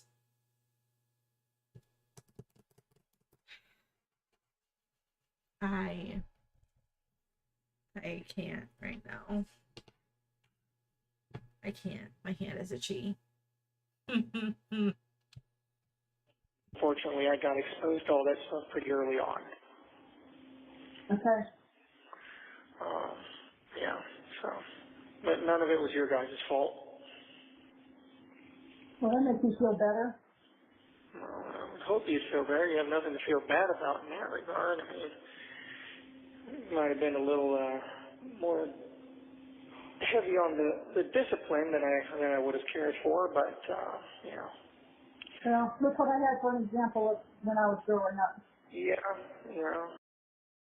I don't know. I bet there's people who could argue he probably didn't get disciplined enough because he was probably a little crap kid. He probably got away with all kinds of stuff with a mother like her.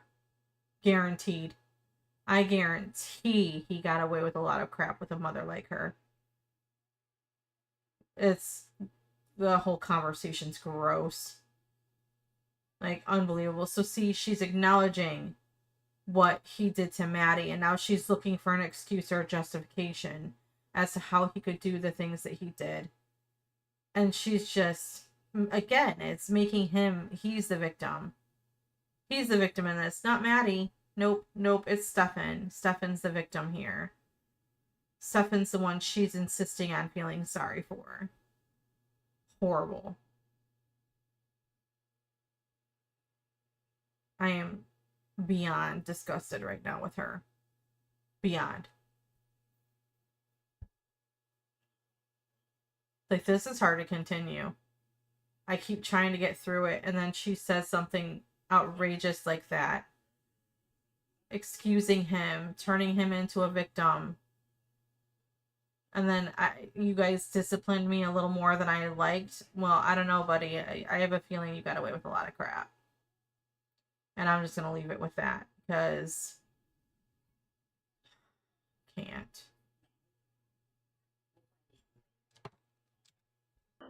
And you know, I didn't treat you as bad as my mother treated me, so. Yeah. And you probably would have been a better father. But, anyway, I mean, there's no point in getting into that. No. You know, a while back I would have joked around and said, hey, but I turned out fine, but I can't really say that right now. Okay. So, No, can't say that. but, you know, I'm praying every day and still holding out hope and praying to Jesus and asking for his help and his mercy and asking him to help deliver me from this if it's possible, and to continue to give me the strength to endure it and get through it, and to continue watching out for her, take care of her. There's no problem with. she's in the best place she can be, if not here. Yep. I know. 1 minute remaining. I'm sorry. These things go so fast. I know. Well, I'm not going to be able to call you again tonight just because it's already really late, and by the time the cool down period is over, it's going to be like 10 minutes until the phone system shuts off. Okay, darling. Let's try again. I will call you back tomorrow evening, though, and I'll try to get an earlier start at it, okay? Okay, love you. I love you too, Mama Bear. I love you, Dad. Love you too. Okay, I'll talk to you tomorrow. Bye. Hey. Hi, sweetie. Hey. That phone app is not working right. So the same number you just called your mother, everything's the same except my last four is 6588. Okay. All right. So don't use the other number because it flashes up on the screen and it says I missed the call. I never got a chance to answer it. So don't use the jackpot number anymore? The jackpot number. Okay. Don't use the jackpot number. All right. Hey. You want puppy watch? Yep. Okay. What were you saying, Mom? I said we're on puppy watch. She's in there nesting in the whooping box. Oh, so she's about to have them? Yes, ma'am, sir. Well, anytime. We're ready. We're ready. I'm jealous. I wish you were here. Yeah, me too. I love puppy time. I know, baby. I know.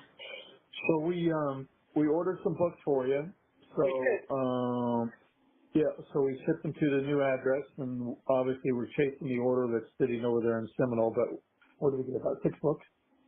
4 or 5. We Yeah. got 2 Michael Crichtons. I got a Sudoku and a card.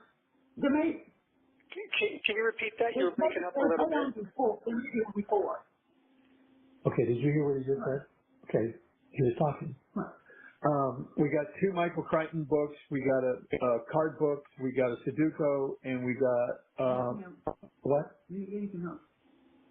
Okay. Okay, 2 Michael Crichtons. Yeah. Okay, we got a Sudoku. Yeah. Got a card game. Yeah. Okay, that's $4. Yeah. Okay, $4. $70 for $4? Mm-hmm. Okay. All right. So 4 books. Okay, cool. Very nice. Which Yeah. Michael Crichton books did you get me? Do you remember? We got was it Sapphire? No. No. What's the one that started with S? What is Sphere? Sphere. Yeah, thank you. And then I think did we get Volcano? no, I don't know what you got. Anyway, we got 2 Michael Crichton books, the card books, the Sudoku, Okay, very and I think it's supposed to arrive Tuesday. Okay, very cool. I'll have to keep an eye out for those then. Yeah. Okay, no, I'm not the Eaters of the Dead. Eaters of the Dead. Eaters of the Dead. Oh, very cool. Very cool. Yeah. No, that was a movie. What's that? That was a movie. We got 3 Michael Crichtons. We got Eaters of the Dead, Fear, and what is this? Dragon Teeth. Which one? Dragon Teeth. Dragon Teeth. Oh, okay. I don't think I've read that one yet. What's that about? And then there's Timeline. We also got Michael Crichton Timeline. Oh, awesome. Oh, you got some good ones. And 1,000 Sudokus. Yeah. Easy to hard. I think the only other one, Michael Crichton one that I had for my list was Jurassic Park as well. So. Yeah. Scroll up there. Yeah. Okay, so we got arriving Tuesday. Eaters of the Dead is arriving on the 24th, which is like a week later. And then card games for travelers. Yes. Okay. And then arriving Tuesday, again, more arriving Tuesday Timeline and Sudoku. So there's like 5 books. Oh, very nice. Okay, cool. Ooh, that's exciting. Did the social workers ever get a chance to send you the list of the books? No. No, okay. That's fine. If you want, I can give you just a few titles to add to the list once these arrive. If you want to add any other ones. All right, go ahead. The Hobbit. Hobbit. Mm-hmm. Okay. Ready Player One. Ready Player One. Correct. Jurassic Park.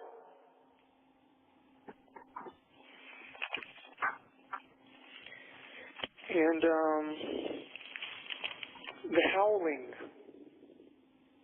Oh, that was a good one. Okay. Yeah, I mean, you remember the movie that gave me werewolf nightmares for, most of my young life.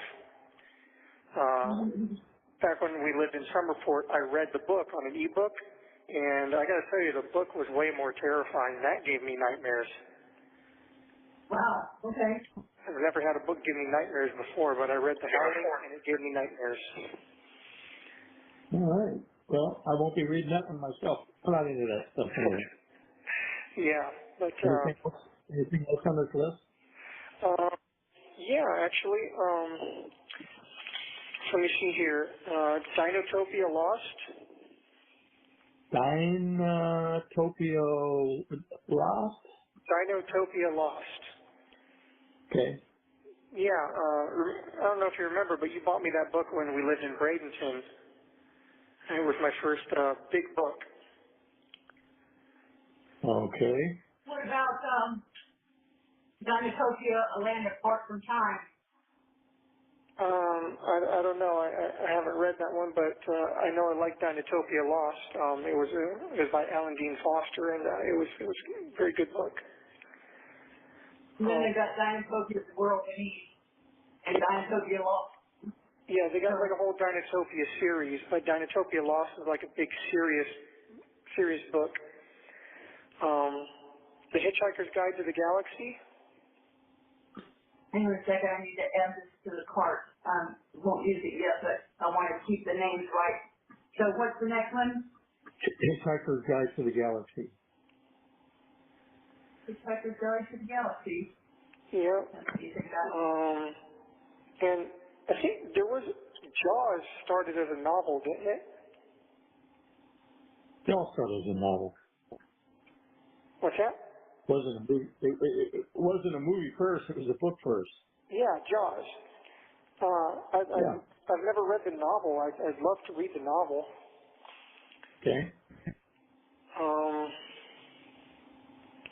And then beyond that, I mean, I've got things like 20,000 Leagues Under the Sea and Journey to the Center of the Earth by Jules Verne. You mentioned some Agatha Christie. What's that?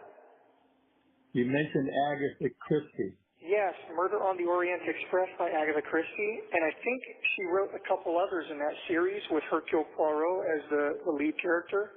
So I think it was Murder on the Orient Express, and I think she also wrote Death on the Nile, and then A Haunting in Venice.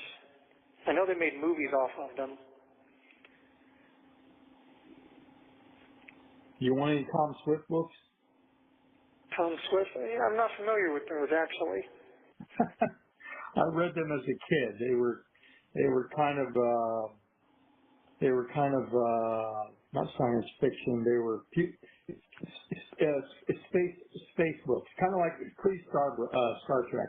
Okay, I see. And I've got some other classic literature like Treasure Island, Moby Dick, Heart of Darkness.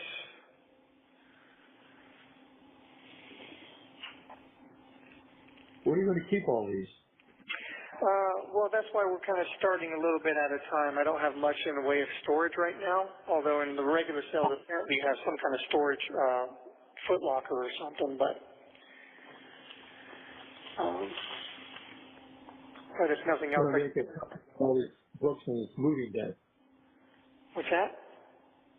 I said it's going to be kind of tough when it's moving day and you got all these books. Yeah, no kidding.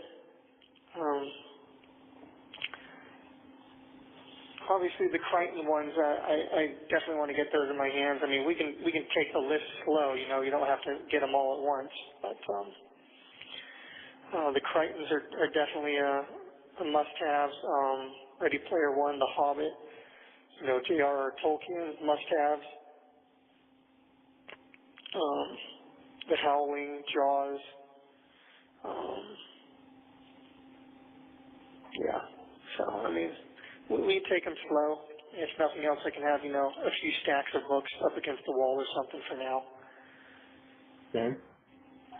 And most of these aren't going to be, like, super thick, so.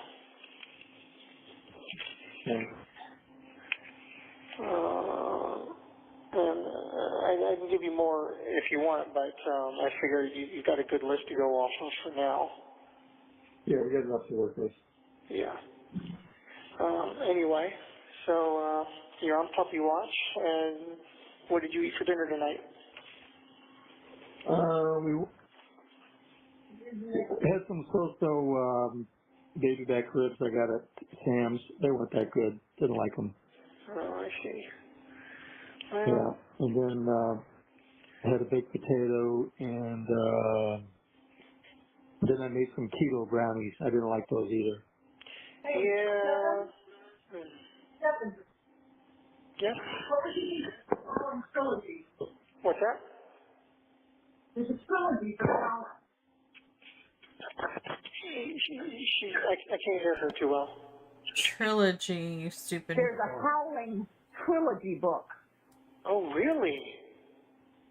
Yeah, so Yeah, go for that. I didn't know if they had any more Howling books or not. I knew of the first one. I didn't know if they had written any more. So if they got a trilogy, yeah, go for the trilogy.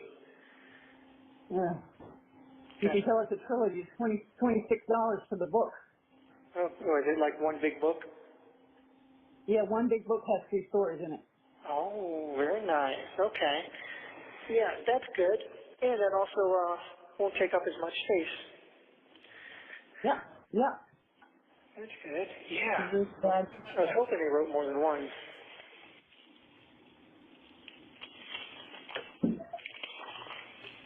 Yeah, definitely. That's exciting. That's good. That will be nightmares. My Pet Werewolf, What's that? Stephen King's Cycle of the Werewolf. Oh, yeah. Yeah, if they got good werewolf, I mean, if you can find highly rated werewolf books, that's always, Well, they've got 4.5 stars. that's not bad then. Just don't get him Cujo And because he Stephen doesn't King have a is, freezer. you know, he's the king of Yeah. horror, so I presume his would be good. Just don't get Cujo. He doesn't have a freezer to put it in. Yeah, you would think so. That trilogy didn't have an add to cart. You had to put it on the list, so it may not be available. Okay, well, And then you got Stephen King, Eyes of the Dragon. That's a Friends reference, I by don't the know what way. that one is. But if you can only get the first Howling book, that's fine. Or if you have to get them individually, that's fine too. Okay. As long as we at least get the first one in my hands, I'll be somewhat satisfied with that. And now that I know there's a trilogy, though, that's pretty Somewhat cool. satisfied. This guy. I'll be somewhat satisfied. Okay. Well, yeah, that one's available. Okay. The Howling. Yeah, I hope. Wait, no. No, it says The Howling book, and it's a Library of Doom graphic novel. No, that's not what you want. It's a what? It's a graphic novel, so it's a big comic book. It's not the book. It's not the book you wanted. Oh, okay. Well, it's the book. Yeah. I mean, graphic novels sound interesting, and I'd love to be able to get some graphic novels in here. I'm just, Did they let you? maybe they might. I talked to the mental health director, and she seemed to think that it should be okay as long as it's not like super offensive, and of course as long as it's not like bound by staples or anything like that. But I would definitely want to have the regular novel first, though. 1 minute remaining. There's the 1 minute. What's that?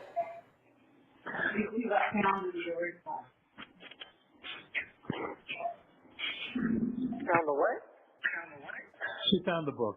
Okay. Yep, here it is. I'm going to call you guys back in about 15 minutes, if I'm able to, and you Okay, know it'll the be the drill. If last not, you'll call. hear from me in the next one. I'm gonna power through. Okay. All right. Talk to you. Bye. Hello again. Hello. Hello there. I was just thinking, it's amazing There how you many go, old chap. books have been turned into movies. Uh-huh. Yeah. Stephen King's as well. So we were talking, Stephen King has some werewolf books as well? Yep. Okay. This sounded interesting. And, Let's do everything at once, but listen up. I'm going to go through a list of what I've got over here for you. okay. Okay. Chris. Come on, where are they? Okay. Michael Crichton Eruption. Uh-huh. The Dune Saga. Okay. 3 of them. Let's see. The Call of the Wild. Oh, that's a good one. That's a classic.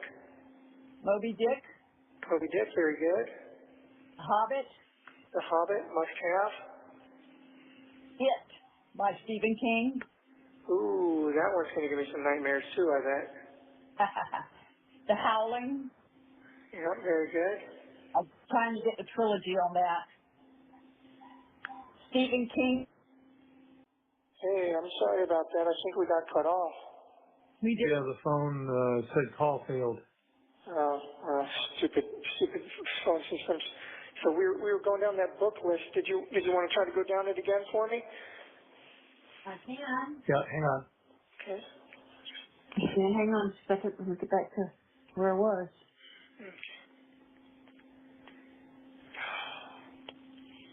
Okay. It'll probably be better just to go to the cart and read them out. Yeah, probably. I've got 26 books in there Okay. Holy at crap. a price of $342, so we're not sending them all at once. Yeah, no kidding. Okay, so what we've got. You've already got those that are arriving. So now, how about Next by Michael Crichton? Okay. Cycle of the Werewolf by Stephen King. Cycle of the Werewolf. The Andromeda Strain by Crichton. Okay. Pirate Latitudes by Crichton. Prayer and Latitude by Crichton. Crichton's written a lot of stuff, huh? Uh-huh. 20,000 Leagues Under the Sea. Yeah. Says illustrated classic edition with original illustrations. Oh, cool. Okay. As The long as Dune Saga. as long as it's all paperback, right? Yes, all paperback. The Dune Saga 3-book box set. Dune, Dune Messiah, and Children of Dune. All right. Well, hopefully they won't have a problem with it being a box. They may not let me have the box, but they might No, give me it's just called a box set, but it's a I don't know what it does. Okay. Okay. Call of the Wild. Call of the Wild, yeah. Jaws. Jaws. Moby Dick. Moby Dick. The Ultimate Hitchhiker's Guide to the Galaxy. The Ultimate Hitchhiker's Guide to the Galaxy. Nice. Eruption. It follows Jurassic Park. Oh, really? Mm-hmm. Eruption. And Congo. Oh, Congo. I forgot about that one. I didn't. I love that. Oh. The Howling trilogy. The Howling Trilogy. Mm-hmm. Dinotopia Lost. Very good. Eyes of the Dragon. King. Eyes of the Dragon by King. Here's one you forgot. Christine by Stephen King. Oh, is that the car? Yeah. Oh, yeah, that one's, The Hobbit. yeah, Hobbit. It by Stephen King. It. Mm-hmm. Jurassic Park, Yep, must have, yep. and Lost World Jurassic Park 2. Oh, was that also by Crichton? Yes. Okay, yeah. And the last one is Michael Crichton, and it's Prey, P-R-E-Y. P-R-E-Y, Prey. Oh, wonder what that one's about. I don't know, but we'll start sending some that maybe you haven't gotten, but they'll come. They're just going to come a couple at a time. Yep, that's fine. Definitely the Crichtons and the Hobbit. Yeah. I didn't realize how much I really enjoyed Michael Crichton. Well, he's a very good author. Yeah, He just really grabs his audience and holds on to them. Yeah, no kidding. He definitely held on to me. But I thought that Christine would be one that you would go, ooh, I forgot. Yeah, I did forget about that one. So some of the old stuff. And I didn't send you Pet Sematary because I don't like that book. I don't like that story. Yeah, I mean the movie was screwed up enough, but I've heard the book will really fuck with you. Yeah, I don't think we need that. Yeah. That's yeah. I wish you would ask them if you're allowed, if it comes from Amazon, any hard candy. But I discussed Because a little you can't bit seem with to get social it there. I mean, it's just that they go through the commissary company, and they probably have a contract, if I had to guess, with the commissary company. And if they were to let people get snacks off of Amazon, I assume the commissary company might be a little pissy about that. Okay, never mind then. I mean, I'll ask, but Well, if it's something that the commissary doesn't stock, that's different. I don't know. Yeah, I'm not sure. I mean, I'll ask. I'll definitely ask. Like I was thinking about that coffee flavored candy that you liked. Yeah, I'd love to be able to get coffee candy. There's a couple of brands that are really good. Copico and United are both really good brands of coffee candy. I know. I took all the ones that were in your room and put them in my room, and I've been eating them about one every other day. Oh yeah. I like the cappuccino ones that are half white and half brown. The cappuccino ones are really good. Yeah, those are Copico brands, and then the regular Copicos are really good as well. Yep, the square ones, yeah. And then the United brand, that's like the Copico, but it's a little bit of a bolder flavor. Okay. And I don't know the Mexican candy that you like. I don't know the name of it. Revolsadita. Well, forget that. I don't know. Still don't know it. Yeah. So, but I mean, if it's something that they do not have and will not have, maybe they would let you get it sent in. I don't know. Since it is a hard candy, it's not. Yeah. It's coming straight from the manufacturer. So. Ask. It could be a security issue, but I'll ask. I don't know how. Okay. I mean, it's not coming from us. It's coming from Amazon. Yeah, I know. I'm aware. It's just, they're weird about stuff, but I'll see what they say. Okay. And you've got all the toiletries you need? I ordered shampoo and washcloths off of commissary. I've still got toothpaste and deodorant. And I've got a toothbrush and all that. So for now, I think I probably need to get some lotion or something now. Laying on this mat, like my elbows and my ankles are getting just messed up. Yeah, probably rubbing. Yeah, it's friction, and also my forehead is becoming permanently creased by worry lines. Worry lines. Oh. Yeah. So it's getting permanently my forehead, going across my forehead. It's probably doesn't help that I'm probably chronically dehydrated as well. So you're not drinking enough water? Yeah, I'm probably not drinking enough water because it's just tap water. So I try to drink enough, but it's. I thought you were able to order those powders from the commissary that turn it into fruit punch or something. That's money, and the stuff that I'd like to keep in stock is already pricey enough. Plus, the things I splurge on every once in a while. I try to make sure that I have enough coffee because coffee is very comforting. It's one of the few things that, you know, gives me any enjoyment here. Every time I drink a cup of coffee, it just releases a whole bunch of happy chemicals in my brain. And then my hard candies and my saltine crackers. So, I mean, beyond that, it's, you know, it gets expensive if I start going much beyond that stuff. Yeah.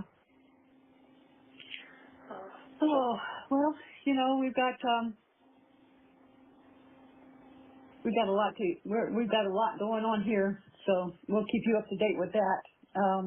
I think she's going to have puppies within the next 12 to 18 hours, so. Oh my goodness. I wish I could send you a picture of them. Yeah, that's Okay. beautiful. I think once you get that tablet thing, I think we may be able to send you a picture like that. Yeah, actually, you can send pictures, and they'll either scan them in to the system, or you can continue through that. That's what I heard. Yeah, so like you can totally send me pictures, and they'll scan them in electronically. Well, I don't know how to send you a picture and have them scan it in unless I send it via email. I think maybe even if you send a physical picture or something, they might physically scan. We don't. Nobody takes a physical picture anymore. We all do it on cameras. It goes straight to our computer. Yeah, or you can print it out, maybe, but I don't know. Well, I'll have to ask the mental health people and see how that system works. Okay, do that. Are they giving you anything for anxiety and sleep? No. Like I said before, when I got the murder charge, I asked them for something for anxiety, and they gave me an antidepressant that also doubles for anxiety, and that gave me even worse symptoms. So. That gives you worse symptoms? Yeah, we already went through that. Oh, crap. Yeah, I started feeling extremely panicky and like an elephant was sitting on my chest and the sky was crushing down on me. Okay, baby. Well, you can't do that. Nope, so I decided I'd just take my chances with the depression and anxiety. Okay. And it's been mostly okay. Although lately I guess for a little while now, I've been having some mild hallucinations. Yeah? Like I'll see random flashes of light while I'm reading my books, like along on my hands, like as I'm moving through the words, like each word will jitter out like a Morse code flash of light on my hand, and then I'm catching little flickers of movement out of the corners of my eye. Well, you know, that could be a visitation from. You don't know. Well, I don't know. I keep catching flickers of movement out of the corner of my eye, like just out of the periphery of my vision, like I'm seeing a bug move or something, and then I look over and there. Did she say a visit from Okay. Maddie? So I don't know what the deal is with that. Oh my god. Maybe the isolation is starting to mess with me, or maybe just all the trauma and everything is just taking its toll. I would imagine it has. It's taking its toll on everyone. Yeah. You know.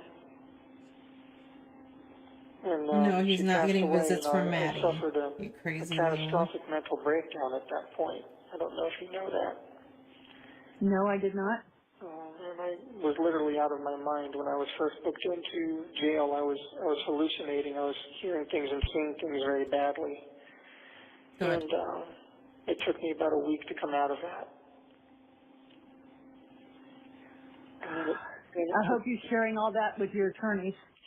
I did, and the mental health people knew about it as well because, you know, they're the ones that interview you when you come in and like, you know, are you seeing anything, are you hearing anything? I was like, yes, you know, to both. I was hearing reverberating noises going through my cell and in my head, and I would look at the doors, and it looked like the doors were breathing. And then it took me about a week to come out of that, and then it took me another 3 weeks or so before I started to regain some lucidity in my mind and some clarity again. And it took me a while to come out of that. I don't think you guys knew that. No, did not. Yeah, so I was not in my right mind after I found her. Oh, I'm so sorry. Yeah, it's I mean, I understand why, but complete mental and emotional breakdown, and then everything that followed was kind of a result of that. Oh, well, I wish I'd handled that passing a lot better, but I was not capable of rational thoughts or actions at that point. I literally was not in my right mind. Okay, baby. Well, we know what we think happened, so it doesn't matter. It's hard to believe we're halfway through June already. It is, isn't it? May crept Well, up no. slowly, and now June is just flying by. Whoops, you got a minute. Yeah, this will probably be my last call tonight, but I'll call you back within the next couple of days. Okay. Hopefully we'll have news about puppies by then. I assume you might.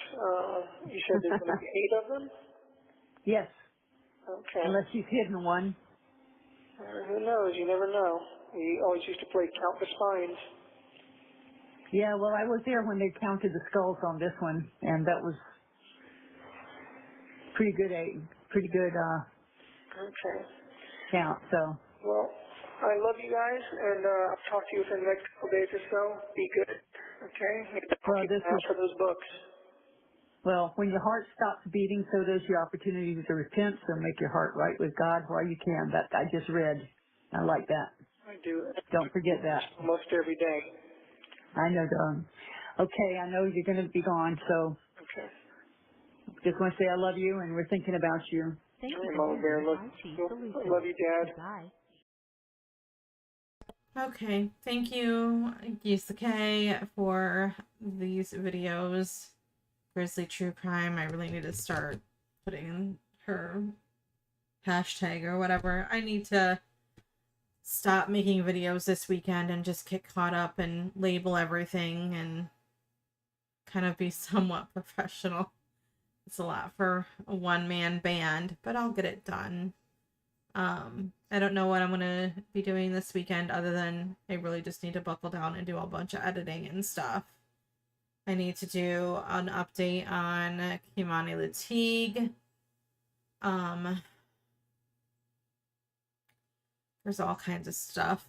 I'm trying to sort my brain and figure out what I can. I mean, we're not going to court on the 5th for May for Stephan, so I don't know. I was trying to watch Karen Reed. Maybe I'll listen to a little bit of that while I'm editing.